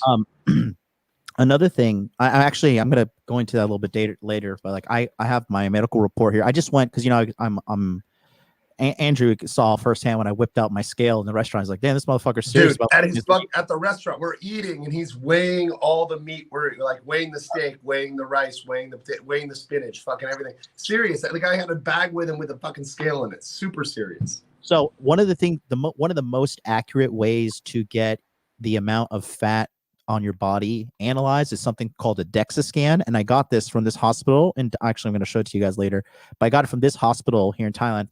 It was $177. And I'll be pulling it up later, but we'll be covering that. But I have a 3-page report that they scanned my muscle density, my bone density, and the amount of body fat that I have on me, so I can have an accurate number, and then continue to dial in my calories and trim down to the right actual amount of weight loss that I want to have. But the amount, and I guess I'll talk about this now. It's so this is not PC friendly, and this is going to be borderline. Like, I don't know if you should do this or not. Okay. But if you're on testosterone replacement therapy, okay, and this is not medical advice, and if this is against YouTube terms of service, I'm just saying this in theory. But if you wanted to have a medically supervised steroid cycle with pharmaceutical grade compounds, not like some fucking jacked Puerto Rican dude that you get fucking your testosterone from in the locker room of LA Fitness. Okay. But like, if you want to like go to a hospital and be like, where is this from? Okay. Who made this? Bayer made this fucking testosterone? Yeah, I'll take that, please. How much is it? $2 for a vial? Yeah, definitely want like 5 of those. You could go to a hospital. They'll draw your blood. They'll show up all your analytics. They'll show your hemoglobin. They'll show your triglycerides, LDL, HDL. Free testosterone, estrogen, total testosterone. They will pull up everything, and they'll be like, this is where you're weak. This is where you're strong. Here's they'll give you could go to the clinic, and they'll do the injections for you once a week. They'll provide you with a meal plan. They'll provide you with a local company that will deliver the food to your house. What measures out the calories, fats, proteins. They have that in America too, but it's all organic. Like, there's no such thing as organic food in Asia, except for China. don't eat in China. China's terrible. But sorry, Lord Xi Jinping. Gutter oil. But like Japan, Google it. Korea, Thailand, Vietnam, Taiwan, all these places, super high quality food, man. You guys don't understand. You're eating what Dr. Jason Fung calls food products. Okay. Maybe not Jason Fung. I think it was the other doctor, Indian guy. I forgot his last name. But you're eating food products. And I think that's a big reason why everybody in America is so fat, sick, and unhealthy is because the food is poisoned. But going back to the extreme levels of health, if you decide that you want to run a cycle of steroids, run a cycle of testosterone, run a cycle of whatever, including hair loss care prevention, tracking the size of your prostate, you could do all this stuff by going to the doctor weekly for the injections and then monthly for the blood checkups. Like you literally can treat your body like a computer and be like, okay, like what are my levels?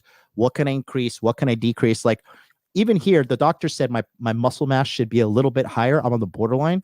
And he's like, we have a protein plan. We have a muscle growth plan. Would you like it? And it's not like some shady, like Thai dude on the back of like a fucking tuk-tuk. Like, hey, you want to buy some fucking like, you want to buy some fucking steroids, buddy? It's like, no. It's like in a very nice clinic in a very nice area of Bangkok. It's like very nice. Yeah.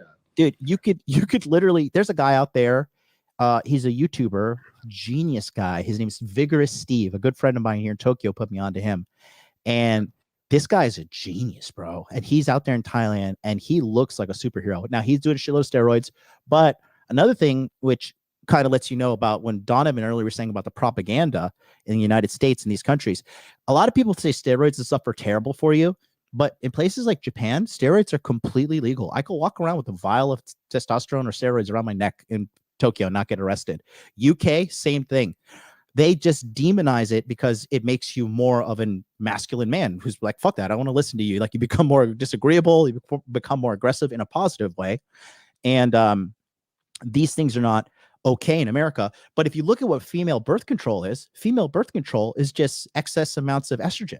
That's all it is. It's pharmaceutical estrogen that fucks up everything with that woman, quite frankly. And she, like, if you're stopping the biological process of you being able to have children by taking a pill, what are you doing to yourself? Like, what is the science behind that? But that just lets you know, like, there's a complete disparity in what's okay in America and then what's okay in these third world countries. And then people talk about, like, somebody was saying, like, I don't want to go to a third world country to get a girl. It's like, bro,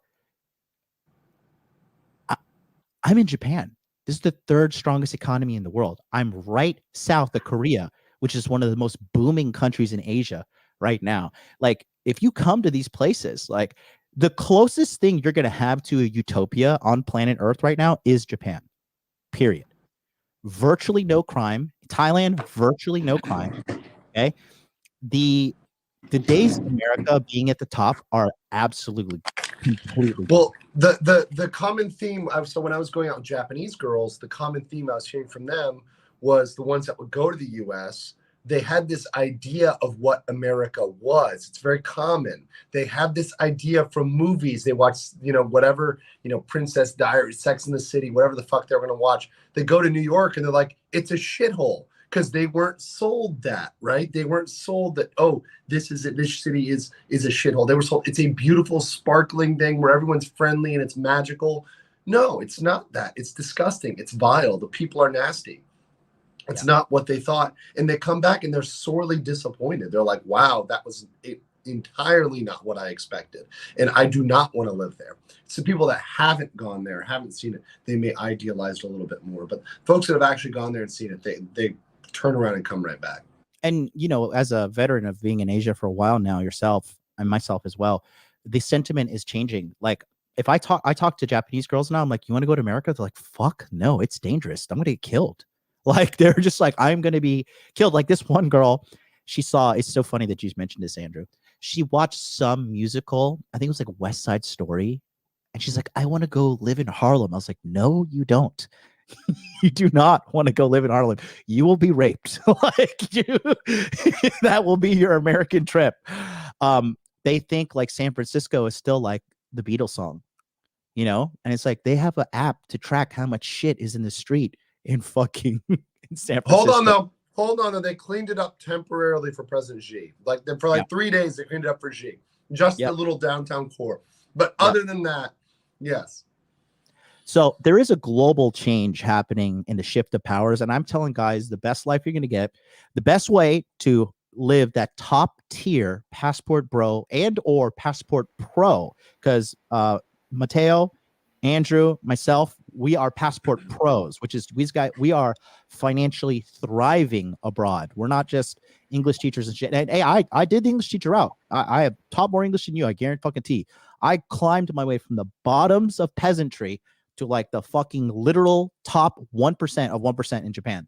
And so if you can do that, like I did it, your quality of life will just be through the fucking roof. And then you'll be like me when I go back to Fresh and Fit and I'm like sitting around all these like nasty hood rats. I'm like, ew, like how do you people even like survive with your intelligence level and fucking average girl I go out with is above all of those girls they're bringing on, right?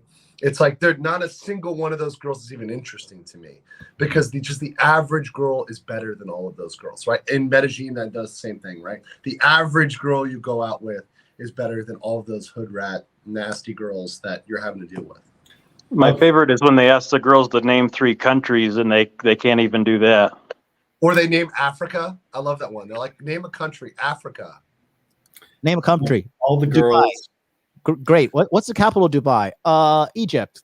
Wow, you're so smart. What do you do? I'm an elementary school teacher. Great. Our country's on a phenomenal path. Of the girls I dated on my last trip to Thailand, only 2 of them wore makeup at all. I'm being serious, at all. The rest didn't wear any. They were either cute or hot.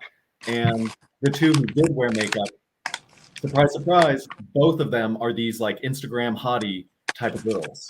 Whereas here in the West, that's like disseminated or it's trickled down to everyone else where even the girls who aren't even hot, they're wearing all of it too. And it's just gross. It's just gross. The biggest thing for me is just how fat everybody is in America. Like when I see a woman and she weighs more than 150 pounds, I'm like, what's going on? Like, what is your day-to-day life? Like, is there a story behind this? Like, how did you get this big? Because people are like, oh, well, these countries are just not developed and these women are dumb and uneducated and starved. I'm like, no, actually, bitch, you can't even name 3 countries. You're uneducated. And if you look at the fucking education levels across the board, America is not anywhere towards the top 10. So, but hey, our kids know that there's 79 genders, so that's good.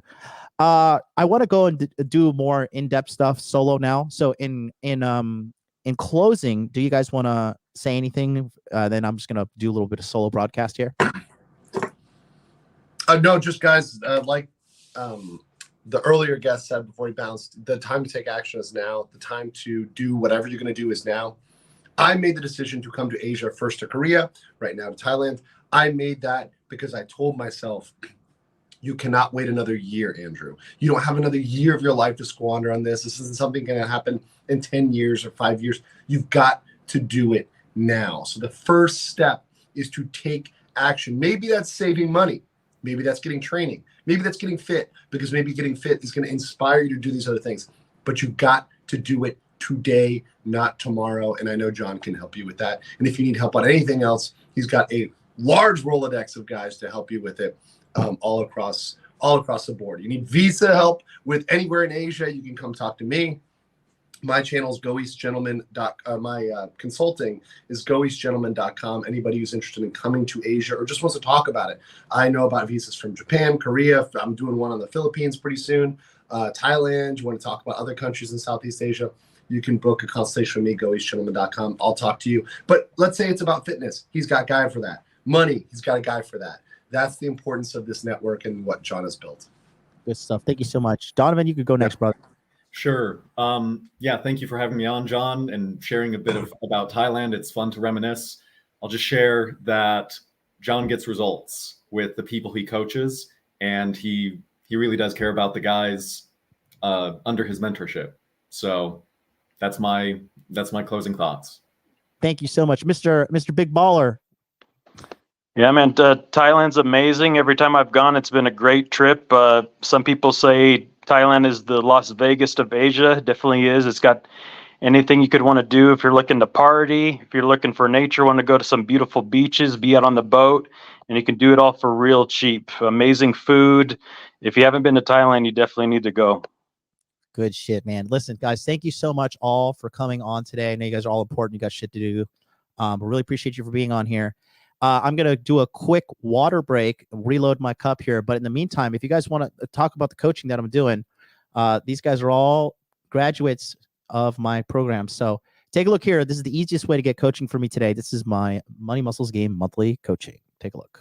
Hey guys, thanks so much for watching today's episode. We're going to get right back to that, but I want to tell you about a new coaching program that I have called the Money Muscles Game Monthly. What this is a coaching program dedicated to helping you get your dating and money right as soon as possible. If you want more women in your life and you want more money in your life, this is the coaching program for you. It's a very simple program. On the second and fourth Sunday of every month, we start a live group coaching session on Zoom at 9 p.m. Eastern Standard Time. This allows you to network with other men on the same journey of self-improvement as you. It provides access to millionaire mindset training from me and a group that will keep you accountable throughout the year. If you're having trouble with your dating life, girls are flaking, you're not getting matches on apps, you're not being able to keep girls around, I can help you with that. If you're not happy with your job, you're not happy with your career, you're not happy with the promotions you're getting or the direction of your skill set in general when it comes to money, I can help you. I have taken myself from poverty to the upper echelons of financial success. I can do the same thing for you. In addition to that, you get access to a Telegram chat, so you have direct access to all members, and you guys can kind of keep tabs on what's happening in regards to advancing yourself in dating and also advancing yourself in financial aspects of life. The Telegram chat is going to be highly moderated, so there's not going to be a lot of nonsense being put in there, spam, complaining, none of that. We don't have time for that, okay? Especially if you want to get to the top levels of success. We have no time for complainers, okay? So the chat is going to be highly moderated, okay? And then finally, I want to let you know that this is limited to only 100 people. After 100 people, the group will be closed and there's going to be no more room for access, okay? So this is only $150 a month, and you can sign up by going to modernlifedating.com/monthly. This sold out last year at 150 members, so we're actually reducing it because I just can't give myself away to people so much. I'm getting busier, but if you want this premium access to me, go to modernlifedating.com/monthly. Sign up today. You're going to get an email sending you the Telegram link to join, and then the Zoom links will be sent out through Telegram, so everybody is alerted in a timely manner. Thanks so much, and let's get back to today's video. So we're rocking and rolling, baby. This Sunday, we're going to go live with the coaching. Go right now to modernlifedating.com. Guys, I'll just tell you this right now. You need help. I'm gonna skip the fucking bullshit. You do need help. So just go to modernlifedating.com, click on the coaching, click on group coaching right here, and then click on the subscribe button. After that, you sign up, make your payment. You don't have to have a PayPal account. You just need to have a credit card or something along those lines. Debit card's fine too. You will get an email from me. We will have the Telegram link in the email. And then once you join the Telegram chat, I'm going to have you fill out the onboarding questionnaire so I can know exactly where you stand. So I'm going to go into a little bit more detail now. Thanks to the guys who came on. I just wanted to show you guys some proof of concept that there are other men out there. And then we talked to guys, for example, like Ozzy, buddy, I got to get back to Pattaya. I'm surprised no one mentioned it. It's because that's pay for play city, buddy. We don't roll Pattaya. That's just too scummy for me. There are opportunities to make money in regards to like buying a villa and renting it out, but brother, that's just not what we do on this channel, my friend. That's how you get scammed if you want to talk about getting scammed.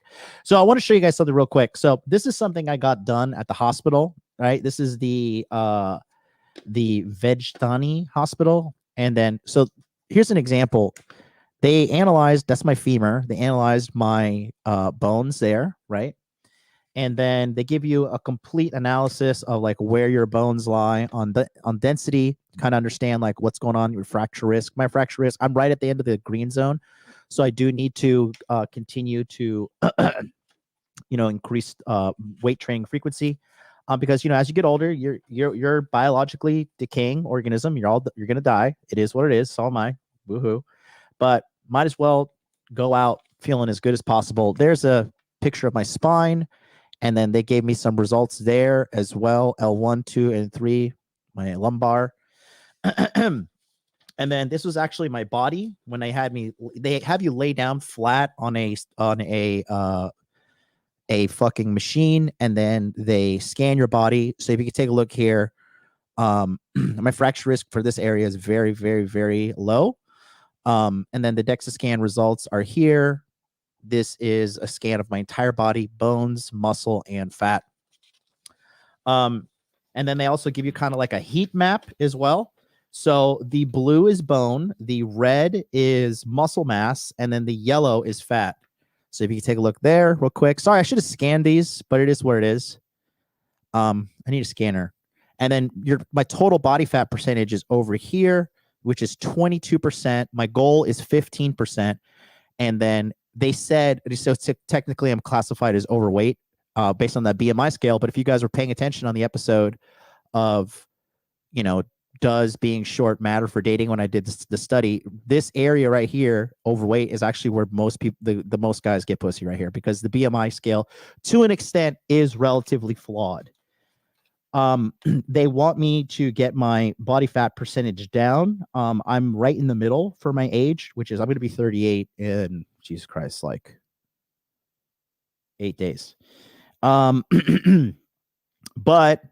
killing the game, looking good. And then they have an actual fat mask, body mask, and lean mass per body part right there. Let me see on the left-hand side, left arm, right arm, trunk, left leg, right leg, subtotal head, all that shit. So really good. This was $177. So if you were to get this done in the States, I don't know how much it would cost. It's very hard to find one of these in Japan, or maybe I just didn't try enough. But with Thailand, and here's one thing I like about Thailand. This is super useful, and I don't know why American companies don't do this, but almost any business in Thailand, including the fucking clinics and hospitals, they have a link to a WhatsApp and or a Line chat, Line, or Kakao Talk, which is the Korean version of like WhatsApp, basically. Line is the predominantly one used in all of Asia. And with this, you can text somebody and talk to a human right away. You're like, hey, where are you? Where this is address. Can I come at 2? Yeah, you can come at 2. Oh, sorry, I canceled. Can I come 2:30? No problem. Here's come to 2:30. You can say, hey, I'm looking, like for me, for example, I was looking for some like pharmaceutical grade testosterone when I was there, because you can import it to Japan legally with a prescription, which they give you in Thailand as well. And I was looking for this Bayer fucking like superhuman testosterone. And I found it, but I just, to be honest, I was eating too many edibles and fucking drinking too much Thai fucking smoothies in my bed. So I didn't go. I mean, I have a connect here in Tokyo, but I was just shopping around, but the price is way cheaper in Thailand. So there's a lot of positives. Now I wanted to kind of touch on the negatives. And now this, you have to understand, I am a very high level Passport Pro. Okay. There's Passport Bros. There's Passport Pro. I'm at the top. Andrew's at the top. Matteo, who was on, the guy who broke his leg paragliding, he's at the top, right? And, when you are a high value man, you make good money, you're educated, you speak, multiple languages. I speak 3 languages. I speak English. I speak Spanish very well because I was raised for a good portion of my life by 4 Cuban nannies and that chaotic single mother household. Lovely memories, but great people. Love them. And then I am an N5 certified speaker in Japanese, but that's just my certification. I think I'm probably N4, and N1 is fluent. N3 is business proficient, so I'm like right there. But I've been focusing more on growing the channel and shit than Japanese language. Anyways, that being said, when I was in Thailand, here's a couple things I didn't like. Okay.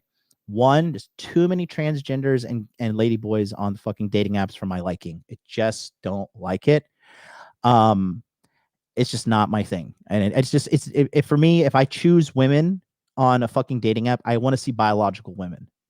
And so it's a little annoying. And then for me on dating apps too, in Thailand in general, there's just too many fat women for my liking. Now keep in mind, I live in Japan, which is like A tier women across the board. But that for me was just something I just didn't really like. The language barrier is a problem, but that's because I have good communication skills in Japanese. So to like, you know, just the inconvenience of it is annoying. That's anywhere. So I can't really say that's a Thai specific thing. Thai traffic is awful, in my opinion, but I'm also being a diva because the worst case scenario, you're going to be waiting 30 minutes in a fucking cab.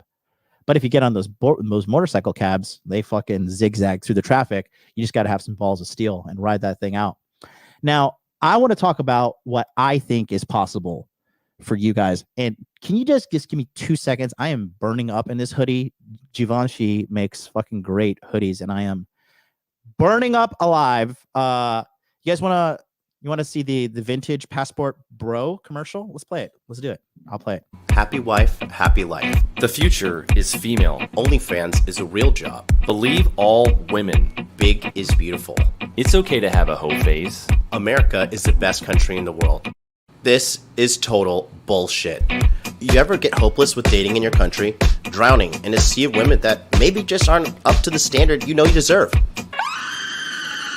Dating in the West is not what it used to be. Finding a good woman can be a full-time job, and maintaining a relationship, that's an even bigger mountain to climb. We live in a world of people telling men, no, you can't. Want to say hi to that girl in the mall? Nope, that's harassment. Want to express your boundaries? Sorry, that's being insecure. Do you want a girlfriend that weighs less than 150 pounds? Nope, that's fat phobic. Guess what? All of these rules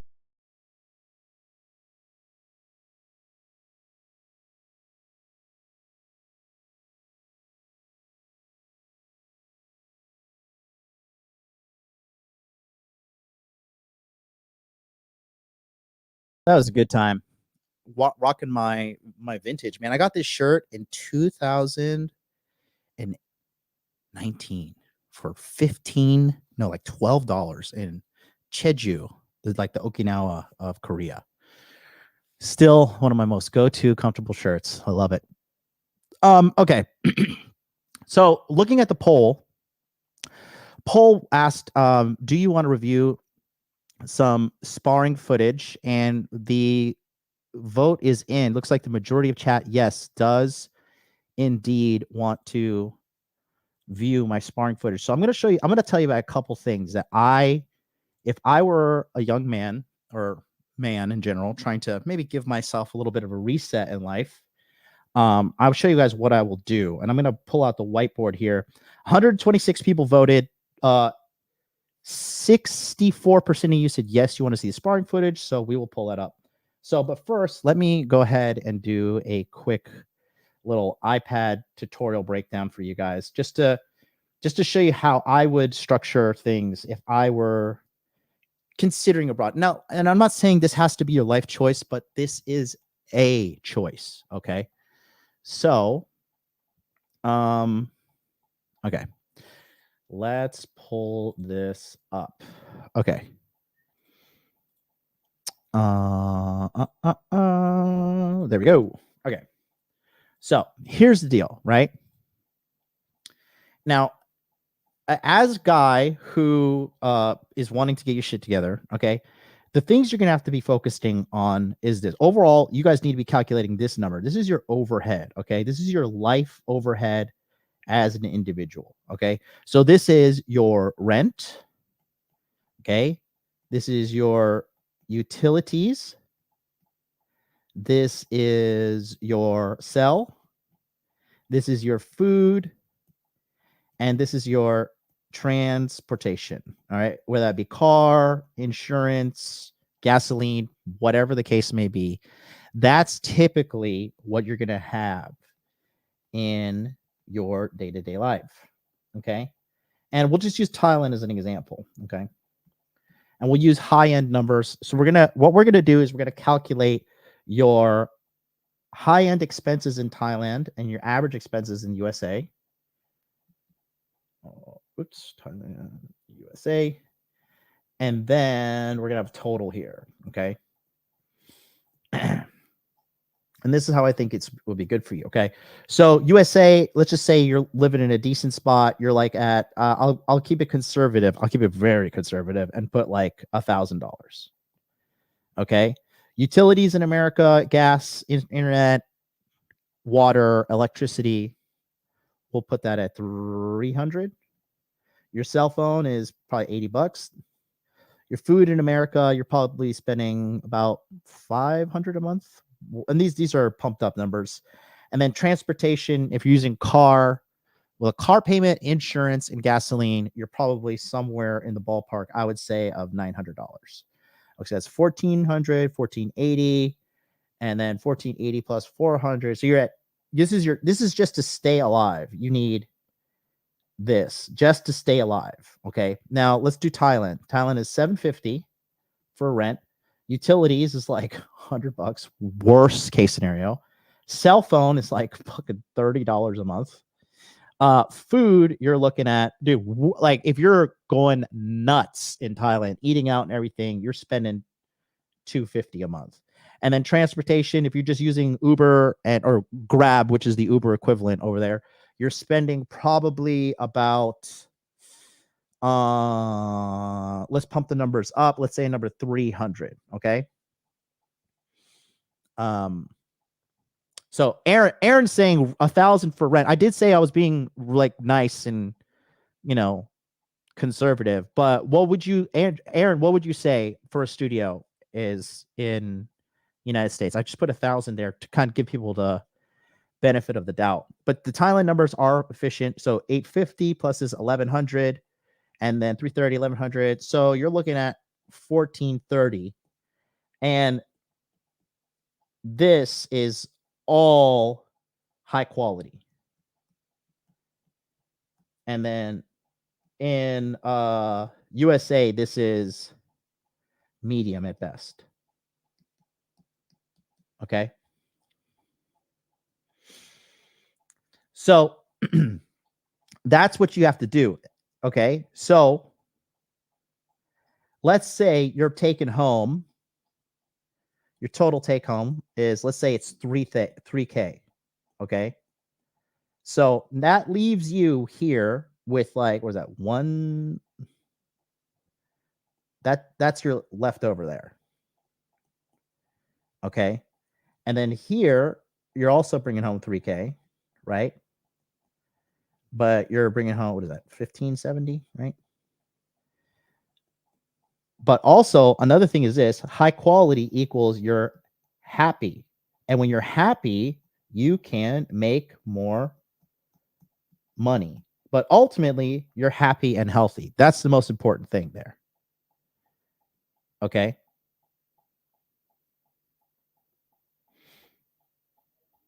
You see the big difference there? This is what you have to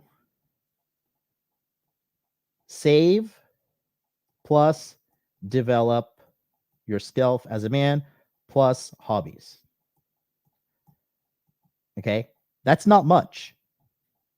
Here, you only have like a $300 something bit difference, but your quality of life is higher and you have more time to invest in yourself and make more money. Because if you're a man and you're not prioritizing getting your money right and taking care of your finances, you're a fucking child.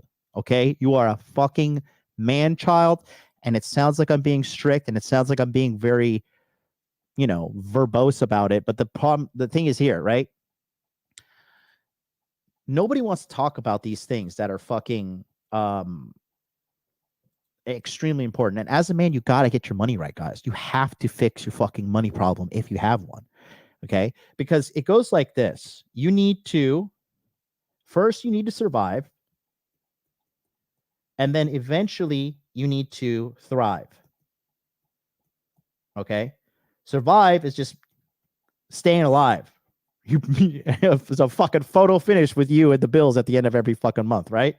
But thrive is when you have enough skills, enough income, and enough networked individuals that you can have an abundance of money. And now guess what? You live off of this, and this can be for happiness, or you can take both of these and invest, and guess what? Now you have even more money, and you're making more money, babies. Now look at that. You're fucking rich, like Big Daddy MLD, and you can come to Tokyo and we can get drunk and fucking have a good time. But you see, and then, yeah, Aaron adds a big thing too. And the thing is here, okay, here you have good women. And then statistically speaking, here in the United States, you have the worst women in the history of humanity. Literally the worst women in the history of humanity.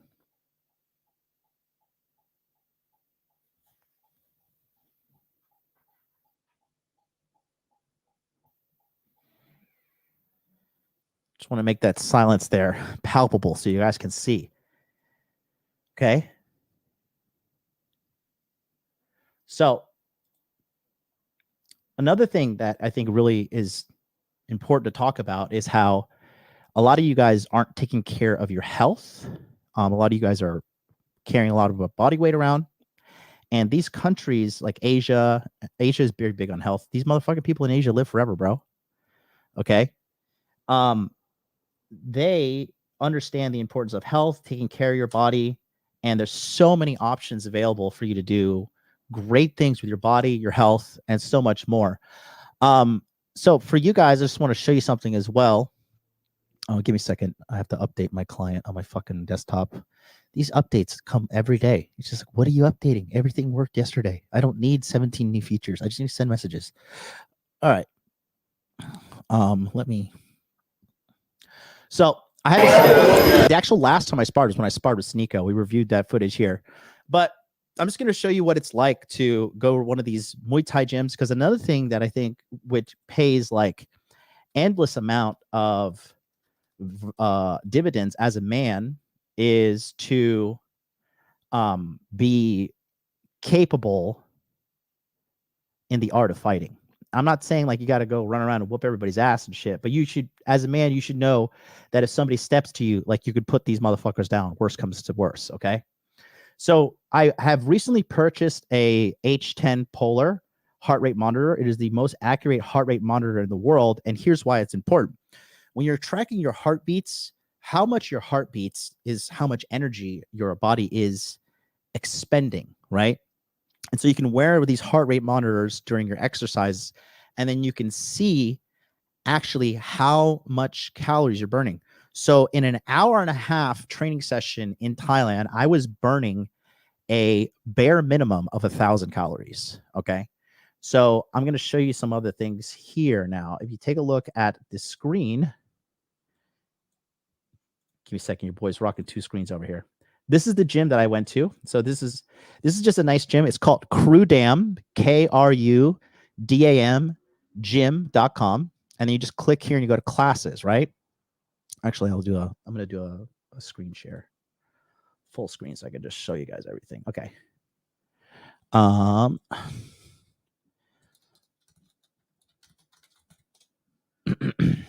Okay. So see this? This is their chat, or this is their schedule. You see this little thing here? This is line. So you could just scan this QR code with your phone and immediately chat with somebody and be like, yo, like, can I come to the lesson? What time are lessons today? Is there a fucking, Thai holiday that I need to be aware of? So a couple things. I would not recommend buying like these large packages, 150, 20 and all that shit. Maybe 10, but here's why. In combat sports, you can get injured. And so if you're like on a trip and you book 20 classes, but then, you check a fucking shin kick and you hurt yourself and now you're out, then they're most likely not going to give you a refund. This is how Thailand is. It is what it is. But I typically just go one at a time. You can also get a private lessons. It's an hour and a half. So if you do a private lesson, it's 2,000 Thai baht. So if we just go here and just enter, you're looking at $56 for a personal training session with literally the best striking artists on the planet, which are Thai people. I have trained in Hawaii with Max Holloway and the Hawaiian boys when they're up and up in 2014. I have trained in Tokyo in smaller gyms with UFC veteran Yoshiyuki Yoshida. He was famously known for head and arm choking John Copenhaver, aka War Machine, the guy who went crazy and fucking stabbed his girlfriend, and now he's doing life in prison. And then I've trained at some of these larger grappling gyms in Japan, and also trained at Master Japan, where my good friend Edwin is black belt at. And I'll say that the striking quality in Thailand is there's nothing beyond it. It's just top of the fucking line. So let's just say you want to go and do like a fucking class, right? So let's just say you do a one-time class, $599, hour and a half. So if you just go here, what is 599 Thai baht? You're looking at $17 per lesson, which honestly, it sounds like a lot. But if you go to Thai lessons for, let's just say, to be honest with you, I would say 3 times a week max is all you need. So this times 3 is 1,800. So there you go. So that you're looking at this per fucking week. And then if you do that per month, you're at $200 a month. Now, it might sound like a lot, but if you're serious about training, you're serious about getting in really good shape. The good thing about fighting and stuff like this too is it's really good for mobility. Like mobility is like how you could move and shit, and like, you know, be fucking, you know, slick with your movements. You know, you don't have to be like 35, like, oh, bending over to tie my shoes. Like none of that shit. And you become a fucking human weapon. You become a motherfucking human weapon. There's other gyms out there too. There's hybrid gyms. My preferred go-to method for sparring is full contact MMA style, which is punches, kicks, no knees, no elbows, and then takedowns and submissions as well. Because I like to be a total weapon. So they have classes like that available now. And to be honest with you, this Crew Dam gym is a little bit on the more higher side. But in my opinion, I can afford $50 a week, and that's me going dude, the next day you're totally fucking dead. Okay. So this is what you could just typically do in a day-to-day. Let's say you want to go to, you know, let's just say you want to go to Thailand. You're like, fuck it. I want to get my fucking business right. I want to get my body right. And I want to just be a fucking G all the way around. Okay. So what you can do is, give me a second. My iPad is pairing with my screen. Yeah, somebody's texting me. Why are you texting me? Why do I have sound alerts on my fucking iPad that has iMessages off? It's weird. Okay. Anyway, so take a look here, guys. So here's an example, right?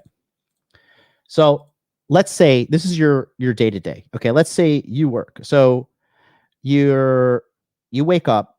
Let's just say you wake up because you're a lazy bum at 9 a.m. Okay, and you work your. Let's say you have a 9 to 5 theoretically, right? Which you typically don't even need to have when you're living in Thailand. So let's just say you have a 9 to 5. Okay. And this is Monday to Friday. Okay. So this is your work time. Okay. So Monday to Friday, work time. If you eat breakfast and lunch, your breakfast and lunch is probably going to cost you total $10. Okay. These are high protein lunches, very healthy, very organic, very convenient, and delivered to the convenience of your home. Okay. So you're just spending $10. And then let's say you want to go to the 6:30 class, right? So 6:30 p.m. you go to Muay Thai. Okay. And what did I say that cost was? The cost was $5.99 Thai baht. So $5.99. So okay, and then your Muay Thai lesson is $17. Now there are cheaper gyms out there. I'm just giving you one example. Okay. Thais do speak English. Okay, Henry, you are a fucking inbred American. I'm sorry, bro. Henry Meyer, Thais don't speak English. It's annoying. Can't talk to anybody. It's their country, you fucking moron. Sorry to be direct with you, but that is culturally insensitive and very stupid of you. Just like Americans, we don't like it when there's somebody in America and they don't speak English. Why would we not offer the same fucking courtesy to somebody else? Please explain that to me. Why would you not give that courtesy to somebody else, huh? Please tell me. I figured out who's texting me. Some fucking hottie on my new iPhone, which I didn't even know was accepting messages. Hold on, let me turn this shit off.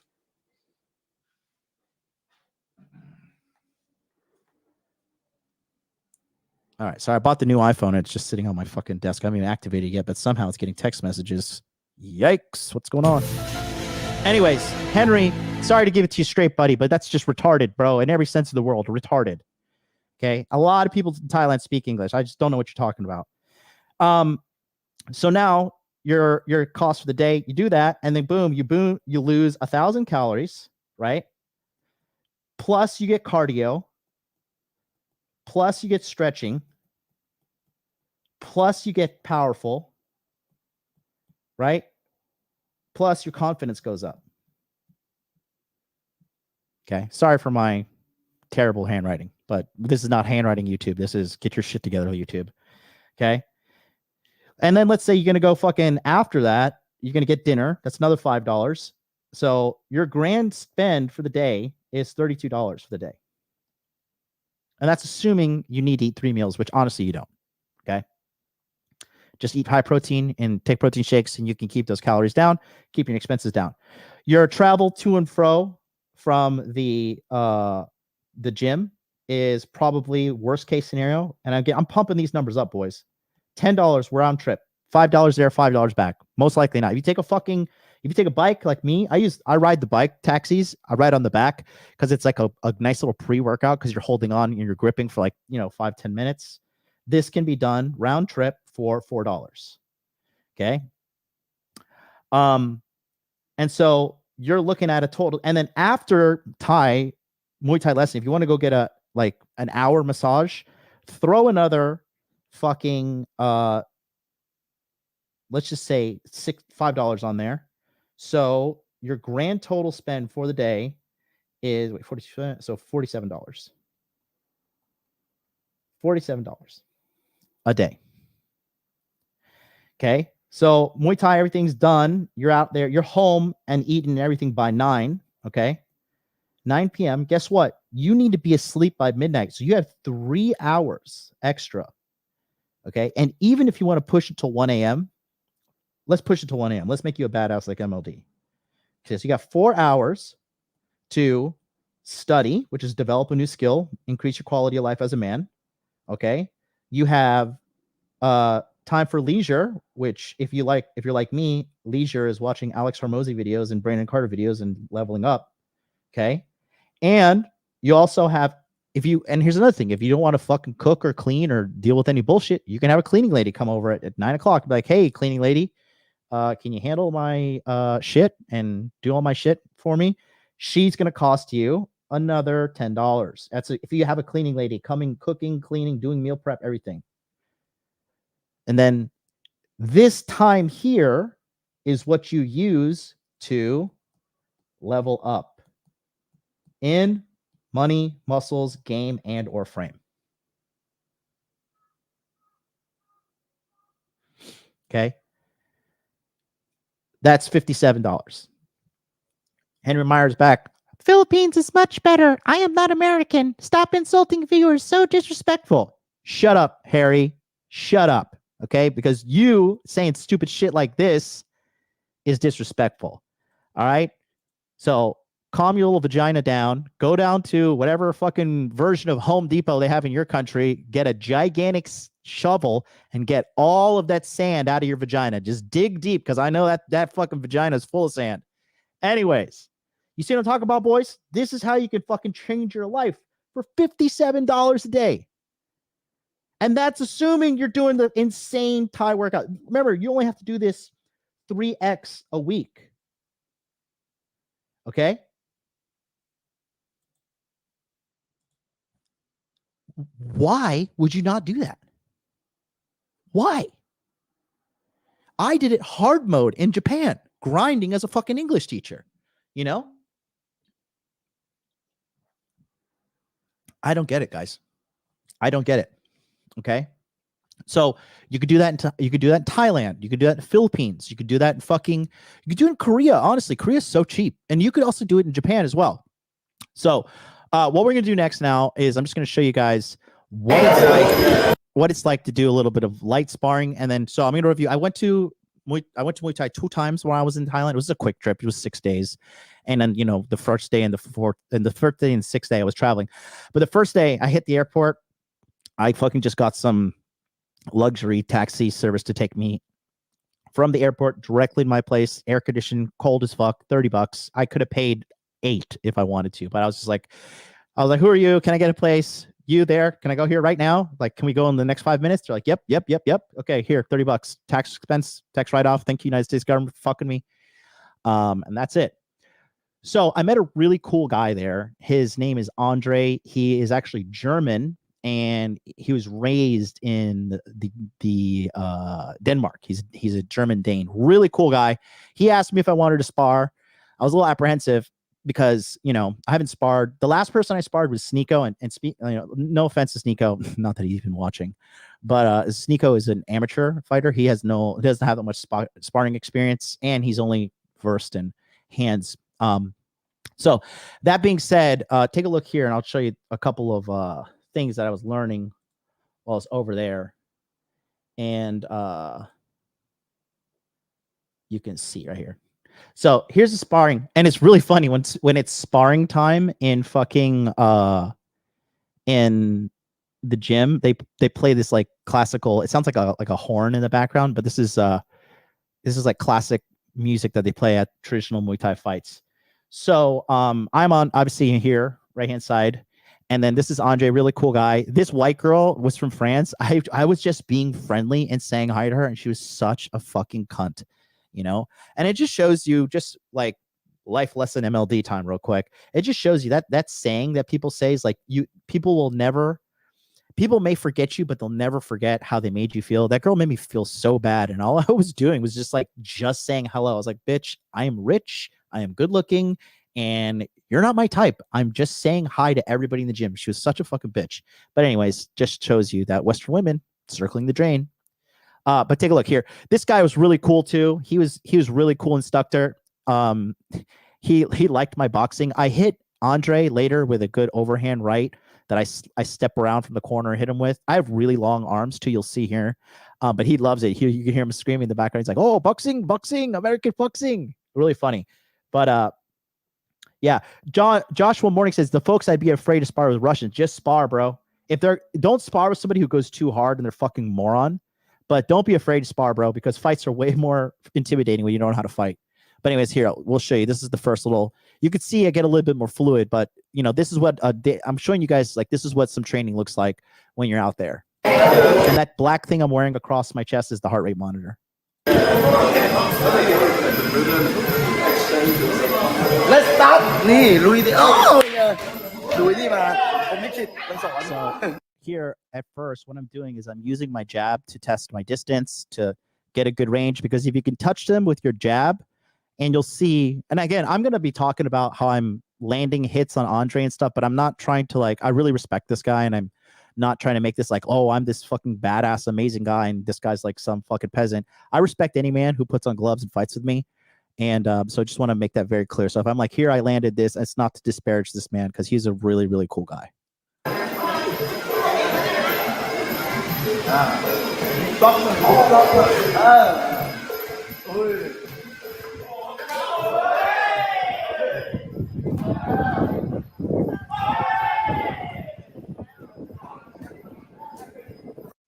He's going to go, those kicks are called teep kicks, T-E-E-P. If you watch Sean Strickland versus Israel Adesanya, they're really good to hit your opponent in the gut and also keep them at bay, and also use them as a distancing technique, because when you are fighting, everything is about distancing, timing, and speed. Power, I mean, it's good to have power, but speed wins a fight 9 times out of 10.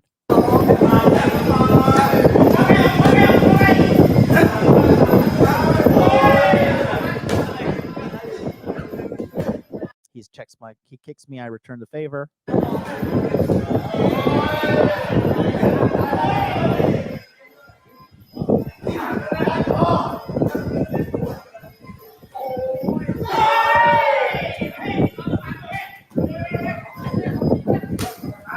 And again, this is light sparring. You should not be fucking trying to kill your opponent because that's terrible gym etiquette. These are people with lives and families. Andre has a child with a Thai woman, based upon what I saw from his Instagram, at least. Most likely I'm right. But, this guy's a father. I want to fucking knock this dude out and send him home to his fucking wife, like mumbling and shit. And I was big no. I was sparring with no mouthpiece. I know. But, these Thai dudes asked me to spar. I'm like, oh, I don't have a mouthpiece. I'm like, oh, it's fucking gay American. No, I'm not doing that.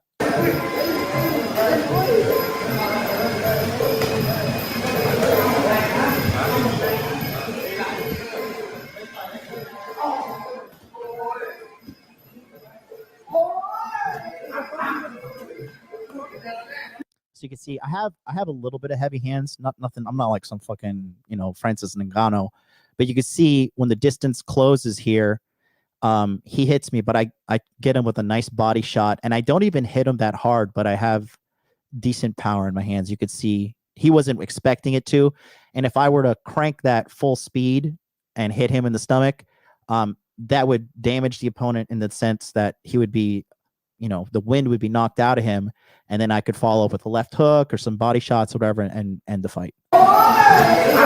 So, right there. So he throws a kick, and then I just go back. See, I'm checking the distance with the jab here. I'm touching the end of his left arm, which lets me know my right hand can definitely hit him, and I set him up for a nice little body shot. And you can see the body shot's really effective. Look at the strength that I give, and look at how much Andre kind of takes it. See, immediately retreat. And the thing is too, when you hit people, they respect you in the sense like, okay, I don't want to get that happening to me again. And right there, I kind of apologized to him, and he's like, no, it's okay, it's okay.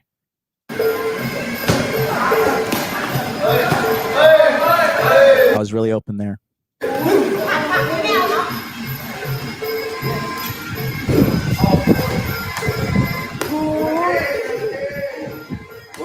And so then one thing that I do also is I have been training for, I'm not saying I'm some fucking savant, but I have been training to fight like TJ Dillashaw, and the extent that with the fucking throwing punches, like sometimes I'll switch to southpaw. So southpaw is when your left hand is back and you fight left-handed, because typically when you fight, your stronger hand is the one behind your weaker hand.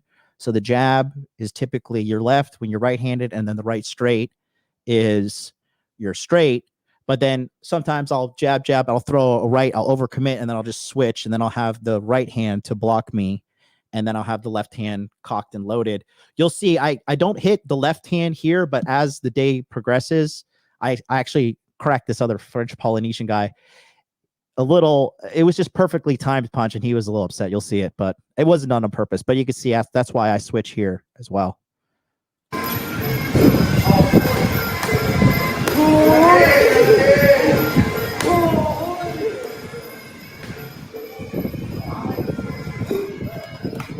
Okay, so that's our first little segment. And if you guys have any questions, hit me with the super chat. Actually, we got a super chat earlier. The Lake Show $5 super chat. No, sir. Thank you for the valuable, life-changing content you provide for men. Thank you so much for that kind message. So let's continue. We're going to go down to the next one. I think this is, I don't know if this is the same one or whatever, but this is definitely the same day. Take a look here.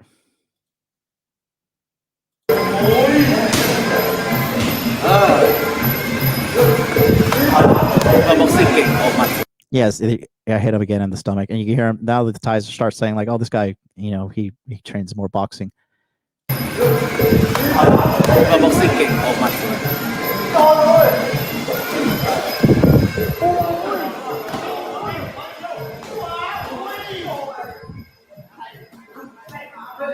see, that's another thing I did there. My chin was a little too high for my liking, but then if you look here, let me just make this full screen. Okay.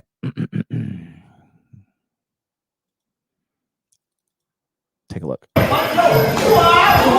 So I kick with my right hand, and then I switch here, or excuse me, I kick with my right foot, and then I switch to my right foot forward, and now I'm in southpaw.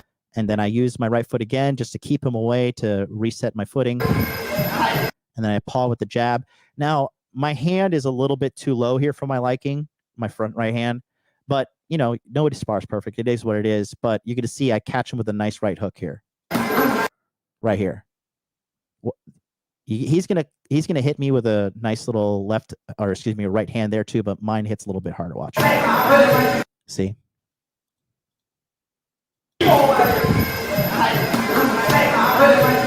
It's a nice little point. I'm feeling confident. I mean, this is my first round. I haven't sparred in fucking the longest. So then tuck my chin, get my left hand ready to re-engage. Good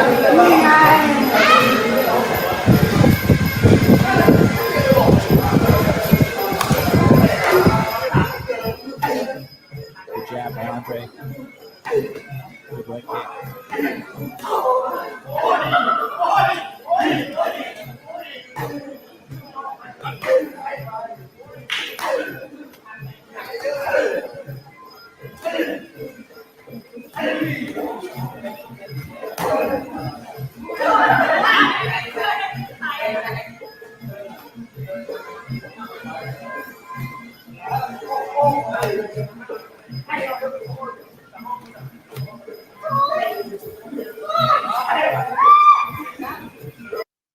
So there's that. I think this is that one. And then let me go to the next.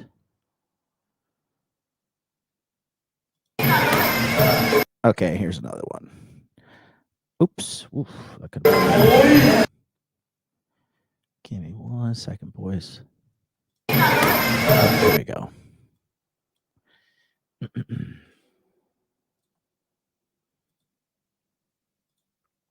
Okay, take a look here.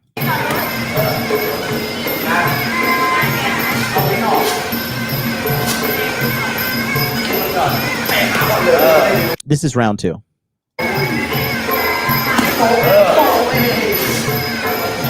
So then you can see I'm switched up to southpaw again.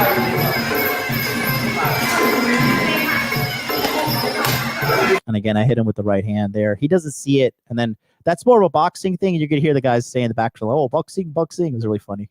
Listen.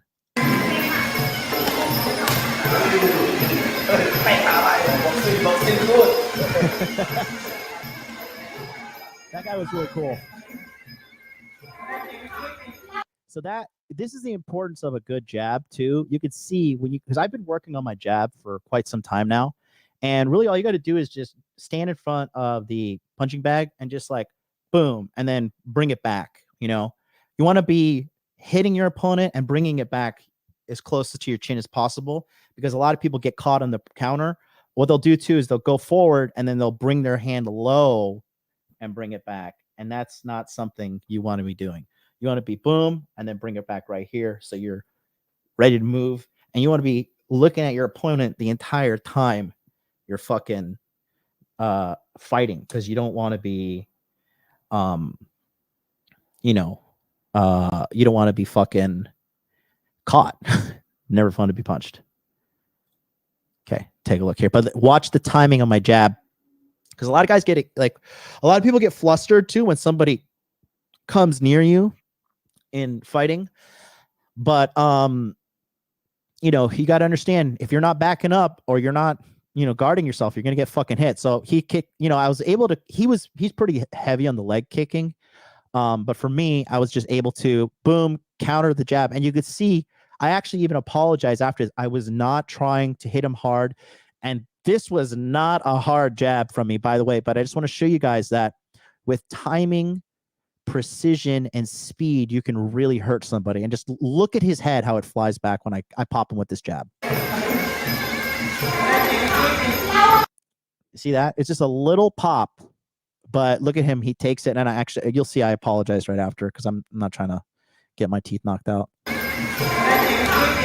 See that? Just a little punch. Look at that. It wasn't even anything crazy. My fucking foot wasn't even planted for that jab. That was all arms, but you could see, you know, it's a decent hit. Okay. I do have Rumble. Rumble's up. Go to rumble.com and type in Modern Life Dating. We have a shitload of people watching on Rumble right now. And by the way, boys, smash like on Rumble, okay?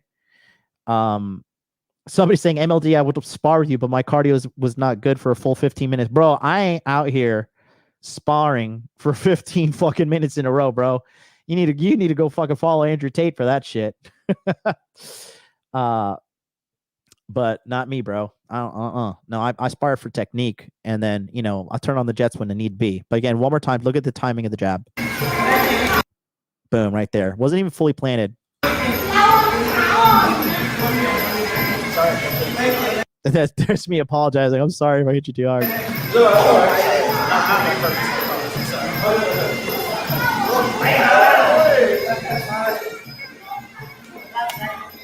Those were good. The right high kicks he was getting to the back of my left arm. It's really good. You remember her? 2 years ago she was here.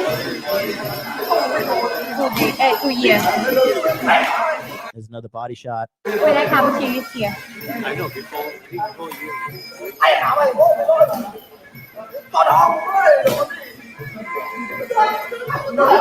years, right? 2 years on September.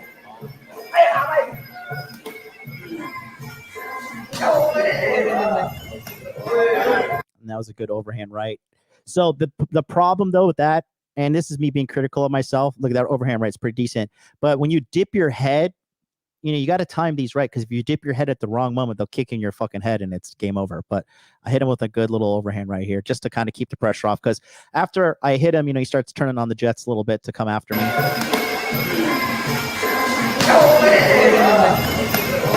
See, and I don't think he's used to fight. I have really long arms. I think my wingspan is like 6'2" or 6'3", and I'm 5'10". So my arms are really long. Okay, so there's that. Ralph says he tends to block with his hands when you leg kick sometimes, then you follow it up with the jab. Thank you. Nice. Yeah, I've been working on my jabs since I was like fucking in my 20s, bro. So I have a decent jab. And then here's some stuff that'll happen too. And then this, actually, he was talking to me about the long guard there, Ralph. If you look here, right? He sometimes they'll jump in and be like, hey, we want to give you a little like a little pointer. And he talks to me about keeping my guard up, Muay Thai style, and then, like, you know, keeping my hands up, because you want to, that's the number one rule of fighting. Keep your fucking hands up and keep your eyes on your opponent. And then, you know, he's just talking to me about how to distance myself and manage distance, and then manage, you know, not getting knocked the fuck out.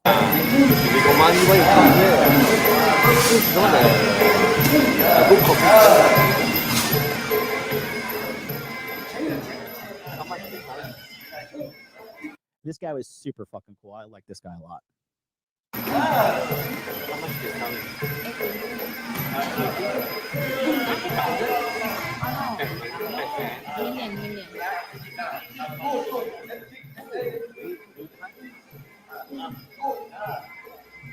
Million.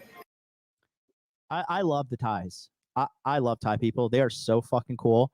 They're so down to earth. I love Thailand. I love going there. I have, oh wait, did these other ones not send? Oh shit, I have some more footage that I didn't even send to myself. Okay, so there was that. Let me fucking send. I have to send a larger one. I have 2 full fights with me and then a guy from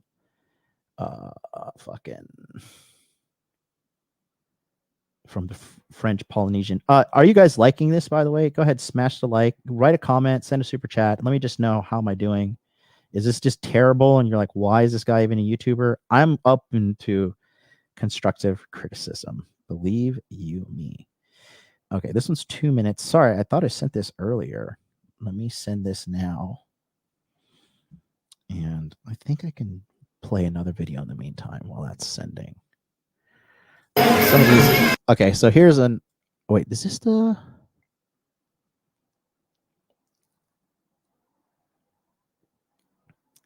Okay, I think we did 3 rounds. I'm trying to remember what this one was. I think this was the 3rd round. Yeah. This is a full 2 minutes. So, this is fun and laid back, says Joshua Morning. Thank you so much. Aaron, I'm liking it. I think it's great. Love the Thailand stream. Thank you so much. Victor Morales says it's cool. Thank you, Victor. Ralph, I said I like it. Thank you. Ralph, you're a fighter, so you know. Ralph, you're the man, bro. I'm proud of you. You're really doing really hard work, man. All right, take a look. And Andre came with the stank. He hit me hard with that first one.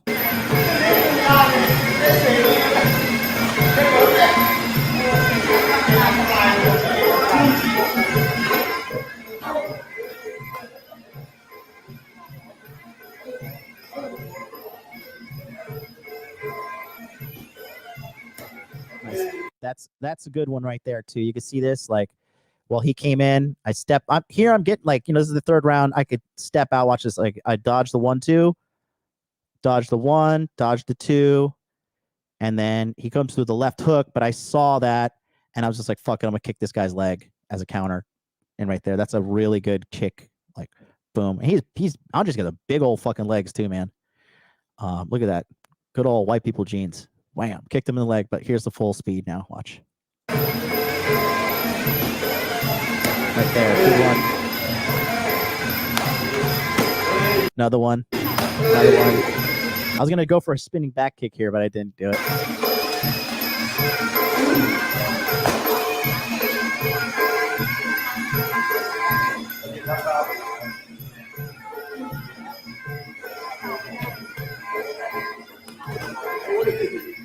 That punch he hit me with hurt me right there. I remember that, but it's all good. He apologizes there, but he got me good. He hit me right in the fucking forehead, and I saw that I saw the beginning of the white flash. The real G's know what the white flash is.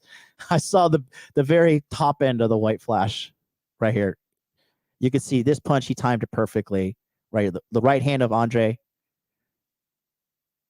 Right there, boom, and he hit me. It actually hit my head and skidded off to the right. Look, boom. And right there, you can see I stumbled back. He got me good. Full disclosure. Right here. And he apologized. Yeah, this is good sparring, by the way. You don't need to be fucking going in there trying to prove something. If you want to prove something, take a pro fight. And he started to catch.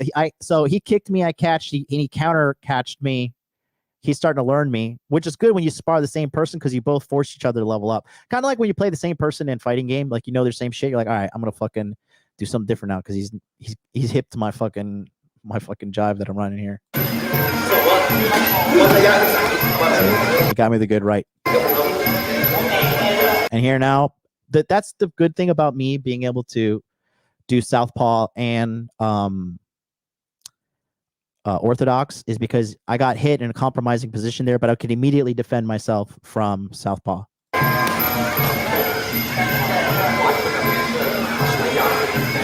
I just don't want to be in a position where I'm just defenseless.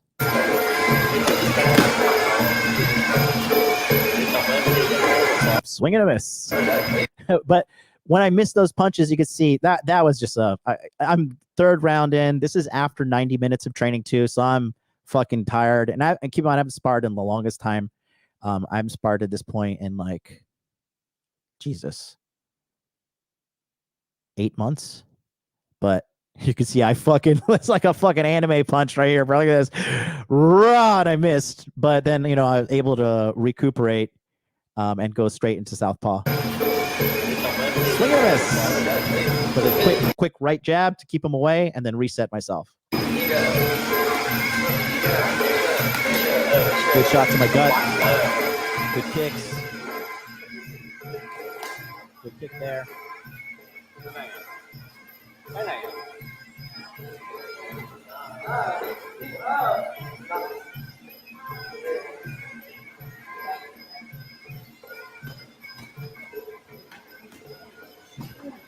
Yeah, see, that's what I was trying to do. Right jab, and then try to hit him with a hook and then follow up with the left punch. But here, watch, the left goes.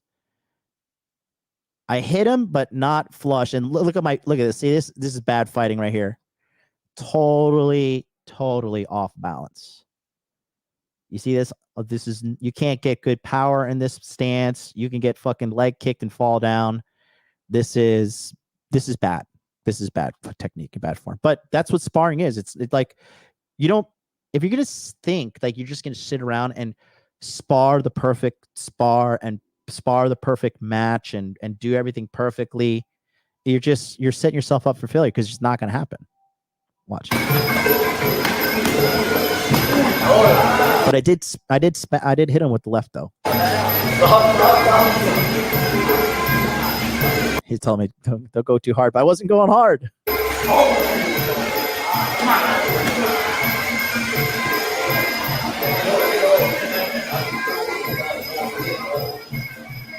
Keep in mind, this is me fresh off the fucking flight from Tokyo, straight to the training center. Fueled by airplane food.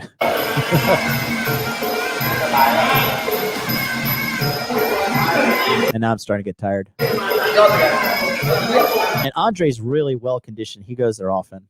I heard they're selling pet stand or something. I heard they're selling pet stand.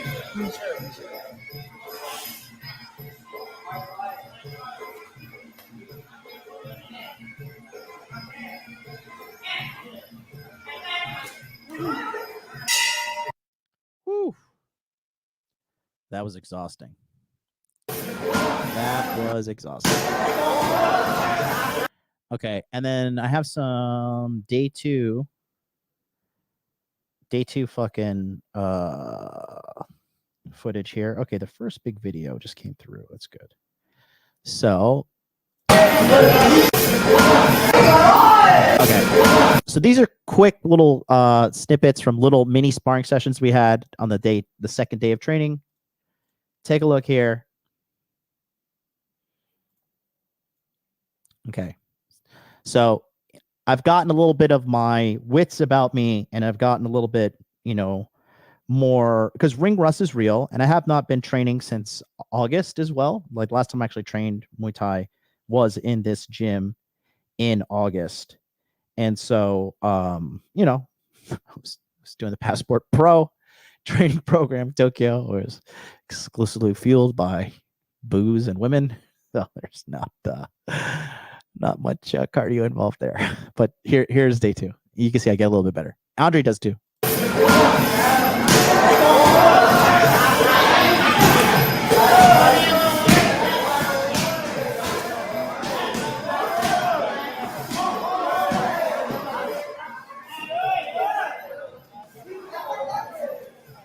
You can see I stop him with the nice teep kick. That's the front kick here. Watch. He's gaining some ground on me. He comes to kick me. Boom. The front push kick, or that's my front push kick. It'll stop attacks as well. Because he could have chopped me hard, right? I think that was going to be a body shot, but I caught him right here, and then I sent him home with a little extra with the jab. Look at that. That is almost perfect. If I would to follow up this with a right hand, it would have been a clean connection. You see? He backs up. He knows what's up. He sparred me the other day, so he don't want none of that anymore. But you can see my jab hit him less effectively than the first time. Because, look, again, he's going in for the right kick. He's setting up. I stop it with the teep kick. And then when my foot plants, plant, step, jab, hit, count, and he's on the retreat. See?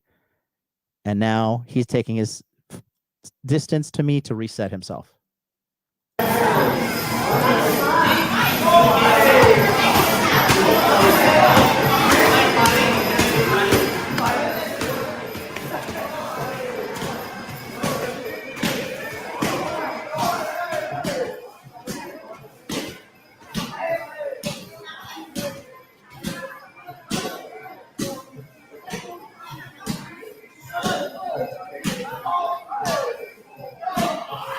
See See, I go again. I've been trying to do this, and then actually on the last sparring round we had, I hit him with the left straight again. Watch, see, look. So he goes. Look at that. See, he hits my. You see my left hand there, my jab. He pulls it down, tries to go for that, but look at it. See, it's a game of inches. See, I knew it was coming, and then I get my head out of the way, and then I roll my shoulder, and then roll my elbow to kind of push it away.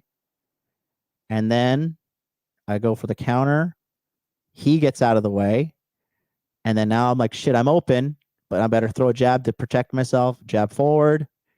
And then jab to the body. He tries to shoot me back with his right. And then, boom, almost hit him, but then he stops. You see? And here, I'll let you finish.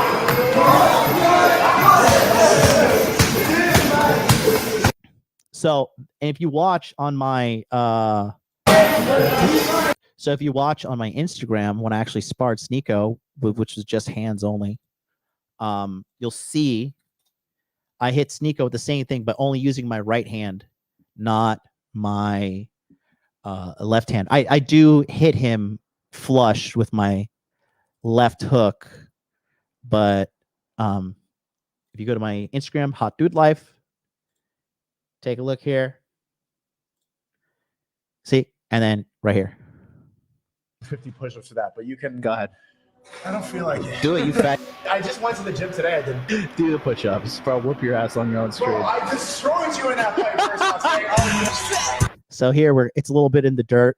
We're having a little bit of dirty boxing. So I dip in, I shoot a right hook to the body, and then a left hook to the body here. And then I go up top with a leaping left hook, which connects beautifully. And then I load up for the money shot, but Sneeko's a big boy. He's tall, so he just gets right out of the way. Look at that.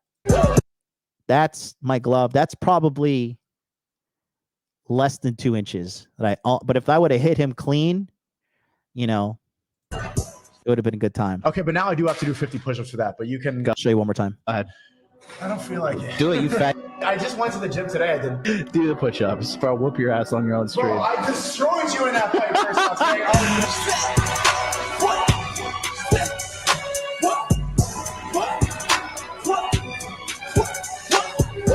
And that's straight off the couch of fucking the most viral sensation tour I had in America. Chain smoking blunts in Miami. And then Sneeko shows up in Japan. He's like, you want to go to fucking train? I was like, sure. When I was mentioning Master Japan earlier, my buddy Edwin is a black belt there. And they have a lot of pro fighters that fight out of this thing. So I was able to rent out the place for us and just have some good friendly sparring and stuff. But as you can see, it looks like, you know, I'm doing really good, or like how I'm narrating, like I'm seeing like I'm doing really good. But a lot of these moves I've practiced for a long time. And then you're starting just now to see the success of it. But here I try that same combo with Andre here. I'll show you back. See, so here, sloppy right, and then I go. This is the same shit I try to do to Andre that I did to Sneeko. So the jab, body shot, and then left hook, but I couldn't get through.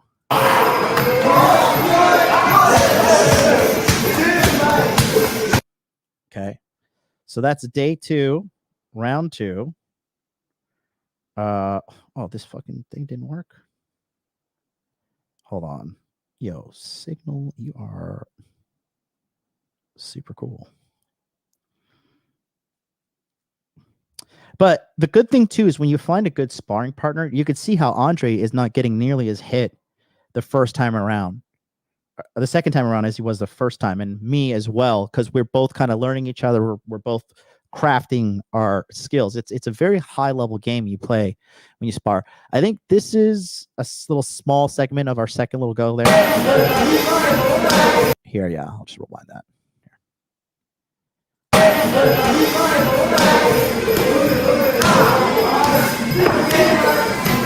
Here.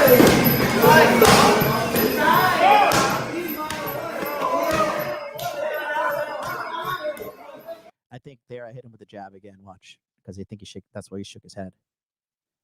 Yeah. See, look again. So for me, I'm a big fan of using your jab. I just think it's like a very, if you have a really sharpened jab, you can really fuck somebody up like that. And who was that Japanese boxer that just fucking knocked out that black dude with a jab? Like he right straight to the body and then fucking clean jab and just knocked that black dude out. It was all over the fucking Japanese news. They're like, oh my God, we finally beat a black guy. Japanese athleticism usually is strengths are in fucking swimming and shit like that. Let me make sure this is. What the hell? Why can't my phone? This is so weird.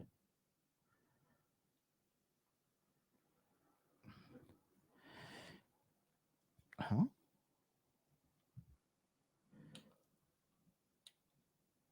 Sorry, guys. Phone's being gay.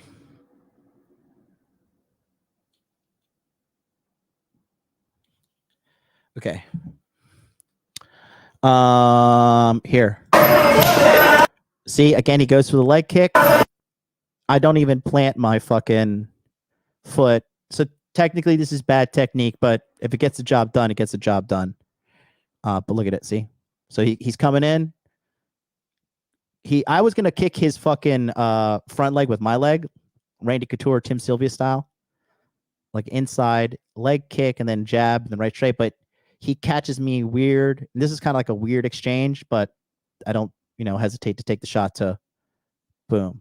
You see that? You see his head fly back, and he's shaking his head because he knows I've been catching him with that. But that's the beauty of having a good training partner, because you both can learn from each other. Look.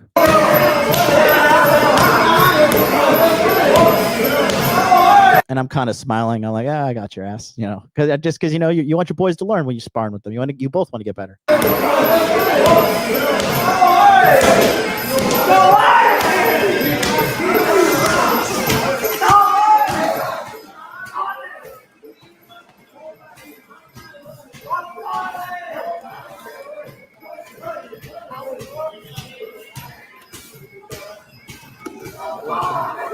Look at this. This could have been bad. Look at this.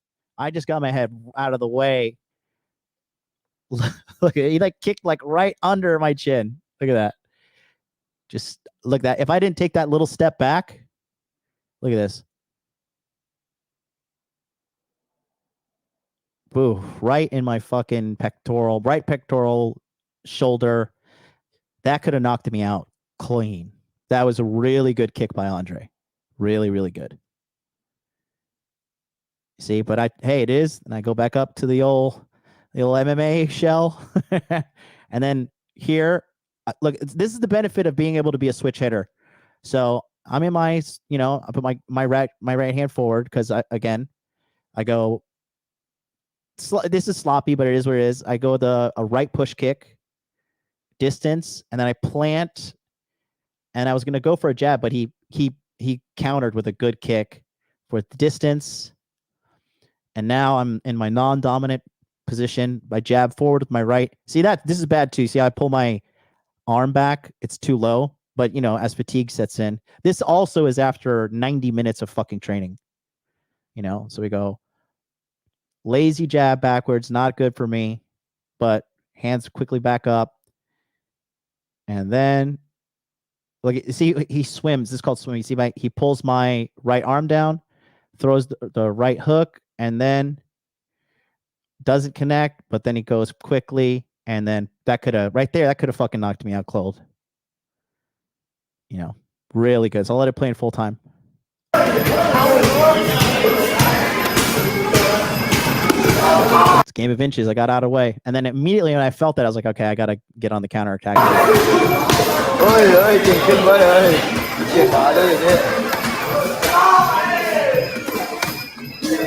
So then I hit him with the 1-2 and then the leg kick to kind of keep him away, get some more respect.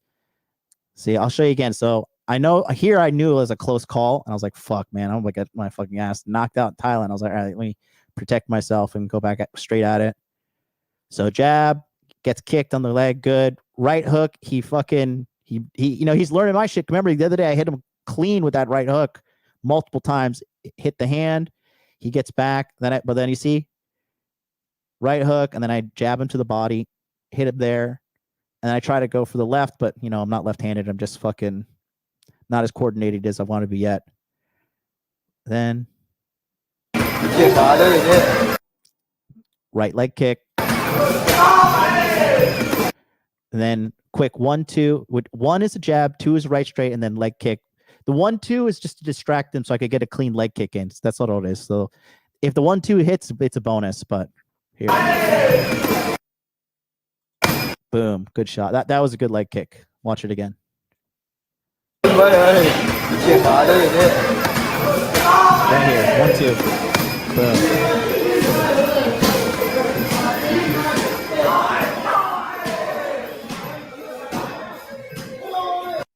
Yeah, and he almost hits me there. I got to say, I loved meeting this guy. He was a great guy, man. Got him with a combo. Yep. And Michael M says inches from a knockout. You know it. But it's a game of inches, man. I was, if you look on my Instagram, I was dodging death a lot. But if you watch people like Floyd Mayweather and stuff like that, it's a game of inches. Inches from getting a Sopranos ending, just black screen. Yikes, bro. Yeah, I've never been knocked out. I have been choked out though. In a fucking match. It was not fun. I mean, when you get choked out, you just fucking go to sleep and you wake up confused. You're just like, what the hell happened? You're like, oh, you just got choked out, motherfucker.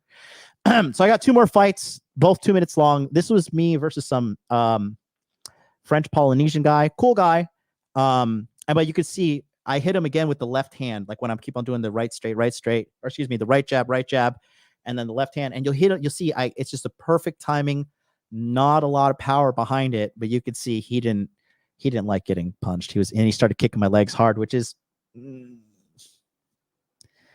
debatable whether that's good fucking etiquette or not. I would say probably not, because you're gonna get hit in the face in sparring, so you can't get fucking mad. You know what I mean? But yeah. Any chats? Let me know. Shout out to the Rumble Boys holding strong over there. And then any super chat? I don't know if my super chat function is working. What? No. Okay, we're going to super chats. All right, let's go. Last 2 fights. By the way, is this entertaining for you guys? I'm still holding 100 plus strong here. I love doing this personally, and I think it's so important for guys to have a masculine role model. Like, and again, dude, I'm not some fucking UFC champion, but if some untrained dickhead want to step to me in the street and have a full contact fight, he's gonna fucking lose. Only way he's gonna win is some kind of puncher's chance. But no, and I'm not even using takedowns here. And my wrestling is my strongest aspect of my fighting. I wrestled 2 years varsity in high school, fastest pin 34 seconds, no big deal. Grappled for multiple years, and I'm not afraid to get. I'm not afraid to fight. I'm not afraid to get in the ring. A lot of guys are afraid to do it. I'm not afraid. On the next Passport Pro program, we're having something called the MLD Ring of Fire, which is I'm going to force everybody to fight. Like, you have to fight when you come. We're going to find out what you're made of real quick. You are too. All right. Are you not entertained? Thanks, Josh. Is kicking legal? Yes, kicking is legal.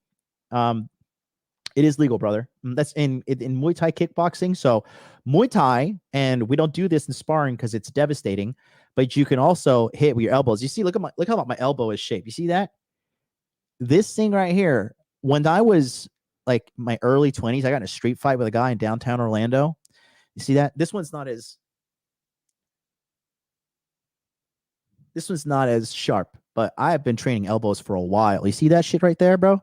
I remember this guy, red pill lesson. Actually, funny. I'll just talk about this real quick. This is a bonus for you guys that sit down and because like I'm just like a smorgasbord of information. Okay. And when I was fucking downtown Orlando, I saw some guy yelling at his girlfriend and like he slapped her, right? And I was young. I was like 22. I was like, man, what the fuck? I was like, what the fuck are you doing? And I took off my shirt and I went and I pushed the guy and he tried to swing on me and I fucking hit him with the right hand.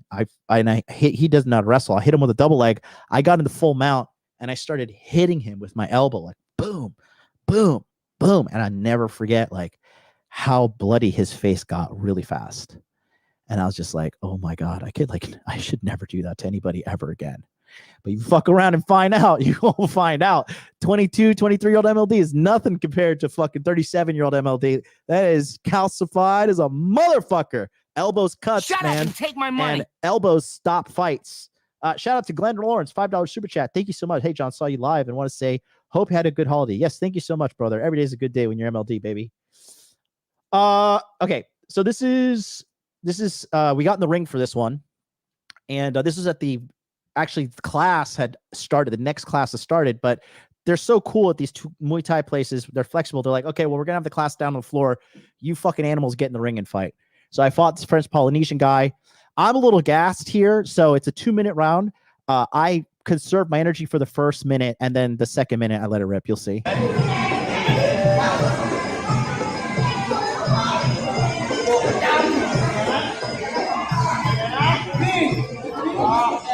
We're both first time fighting, so lightly feeling each other out, respectfully doing so.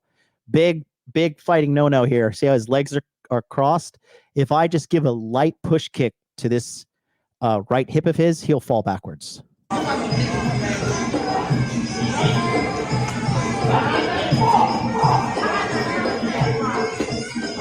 See my head movement's getting better as the days go on as well. Look, real quick. It's a slow jab, but hey, he didn't hit me with it.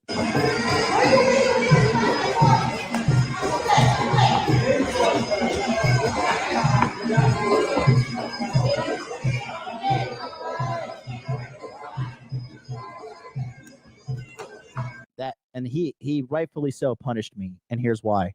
Okay, I have really long arms. I'm still testing out my reach here, but you see this?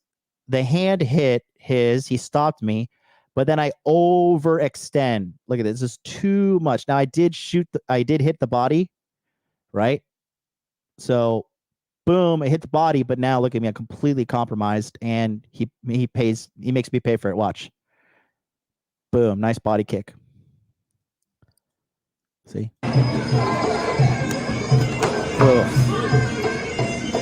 And I was like, you can see my face. I'm like, all right, can't be fucking around with this guy.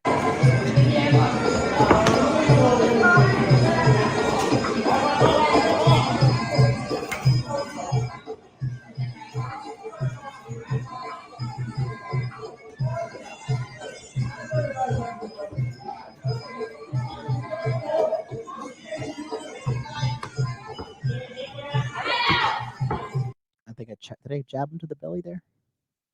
Yeah, I got him a nice little jab because I knew he was going to keep chopping my legs here. So watch. And I hit him right here with a nice jab. You can see that. He kicks me. Look at that face. And another jab to protect myself on the exit. One more time. Boom. He's off balance. And if I would have aggressively stepped forward and followed up with this, it could have been a little bit more damage on his end. 1 minute left.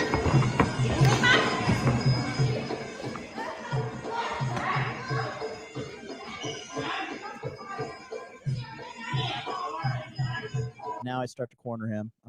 I'm inching him into the corner so he can't escape.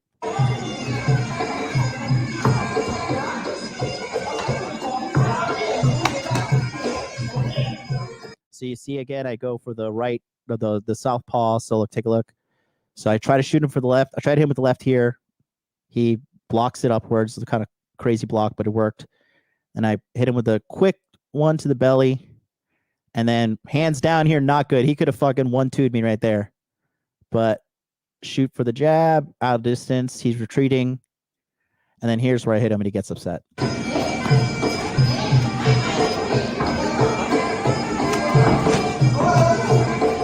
Right there. And you see it's just small. It's effective. But look at this. And it wasn't even, dude, I didn't even fucking wind up for this. So watch. So I'll play at full speed one more time.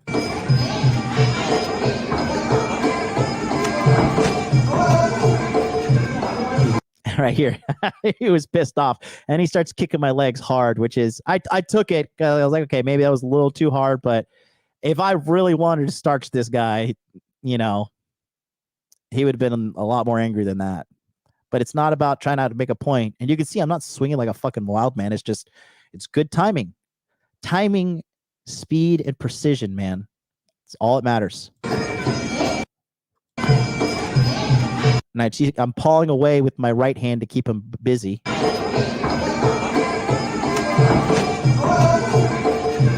See, and I caught him after all those days of trying to fucking land that shit on Andre. I finally caught on him. He's a little bit shorter too. I think that's why. Andre is a lot taller than me, but I don't think Andre expected me to have such a reach, you know. So take a look here one more time. There, he's pissed. Now watch this. 30 seconds. See, he should be kicking my legs that hard.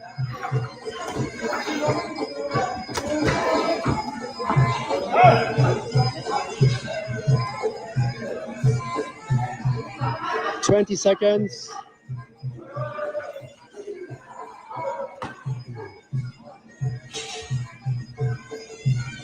$10.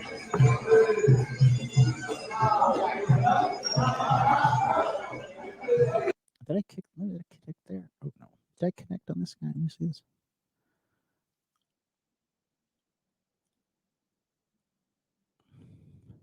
Check the kick. You see when he tries to kick me, you want to pull your knee up to protect your leg from getting hit.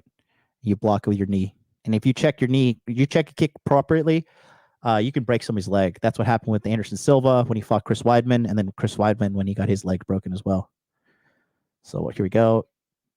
Check the kick, reset, jab, jab. Get a good leg kick on him. He hit me good with a little of a kind of wild punch there. Wait, did he? Yeah, like a very light hit.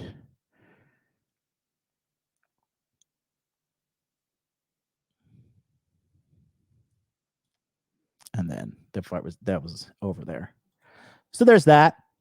Good round, good change of pace with the new person. And then me and Andre had final round here. Again, can't speak nothing but good things about this guy. Andre was putting his big boy jeans on. He took his shirt off. He got serious this time. So here we go. The final round, MLD versus Andre. But this one too, I finally just decided to like let one solid 1-2 through to see if I could get it, and I'll show you. A 1 is a jab, and then 2 is a right straight. Take a look here.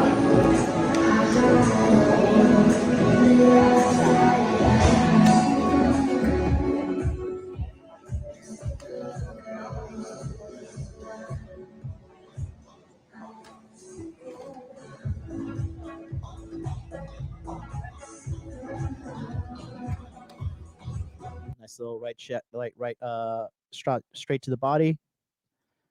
Right there.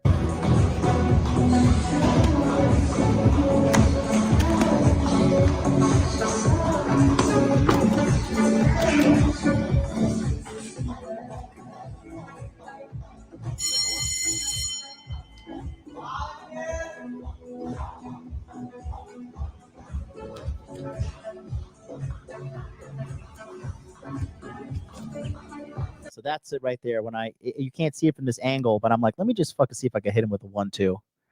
And I could go jab right there, clear the hands, jab again, and then this right hand comes clean and boom. See that?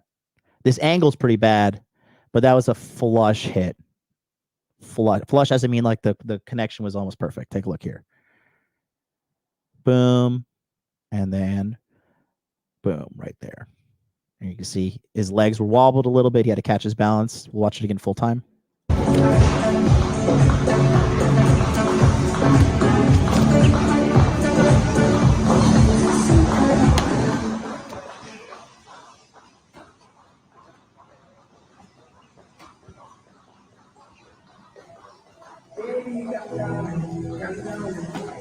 Good kick to the body. 1 minute.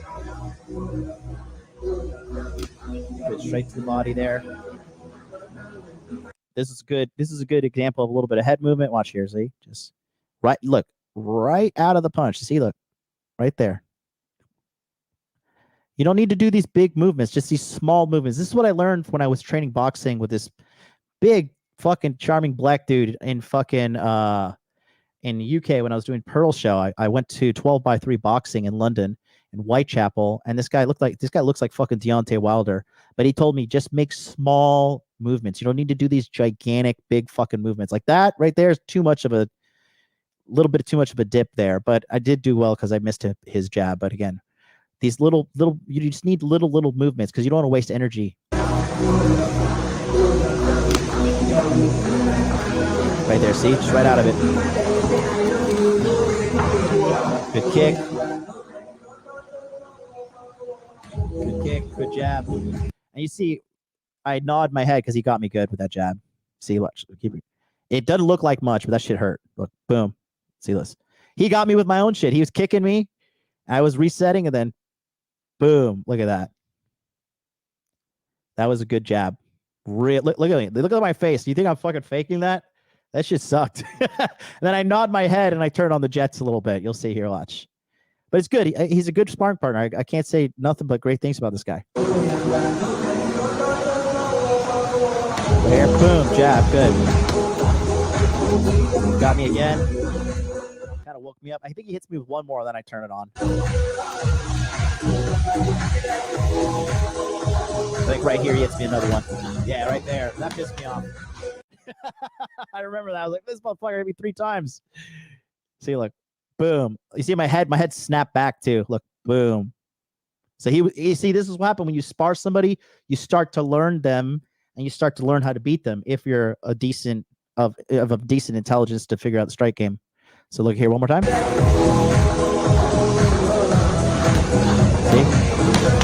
hit him with the overhand jab. Good right there. Body shot. Leg kick. See. 20 seconds.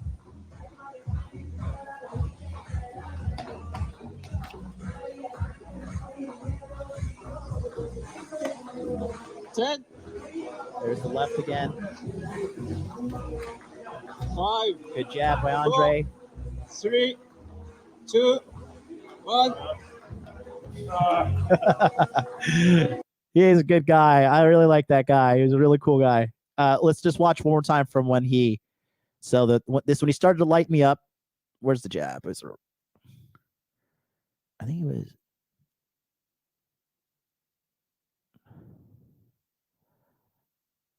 Oh no, that's when I hit him with the right too. But we circle around, he hits me again. Starts like from right here. Yeah, here.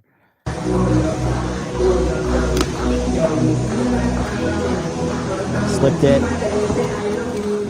And then there's a good jab. And then he hits me again with another one.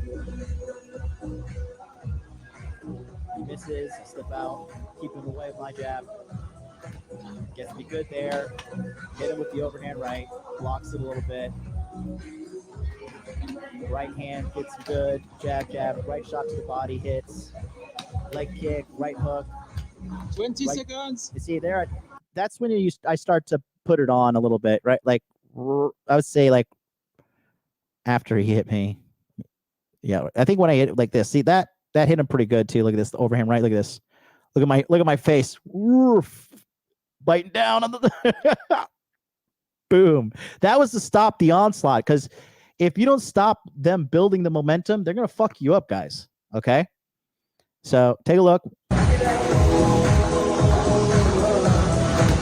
There's a jab, hit him bad, hit me good, and then right hook, jab, right shot to the body, leg kick, right hook, 20 jab to the seconds. body, left hook, or left straight, excuse me, and then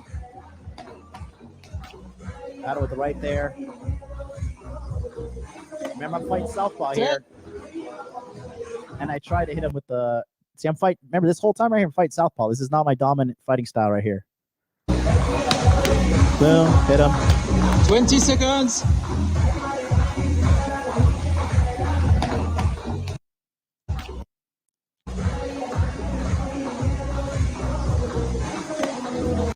And I try to hit him there, but my left hand is just not as dialed in with my eye to hand coordination yet. But like that's clearly there for the taking. I just have bad coordination. You know, I hit him slightly, but I should have hit him a little bit more flush. But it's all good. I'll get better. Not bad for not sparring for fucking 8 months. There you go. 10. 5, 4, 3, 2, 1. Good guy. Good guy, Andre. Good guy, Andre. Shout out to him. I'll send this video to him as well. So, man, that's it, guys. I just wanted to show you guys, like, you know, what's possible, man. You know, it's good life out here if you just do the work. We've never lived in a more abundant time in human history. Like, everything that you want is in with a reasonable grasp, my friend. You know, just keep in mind that it's going to take time. You're going to have to learn these things, and you got to start now. If you want to make this happen, you can't be a fucking passenger princess of life. You've got to get going now. You've got to get coaching. You've got to just take some step to make your life better today. Some step, guys. You can do it. I promise you can do it. I came from the worst fucking background possible, and I did it.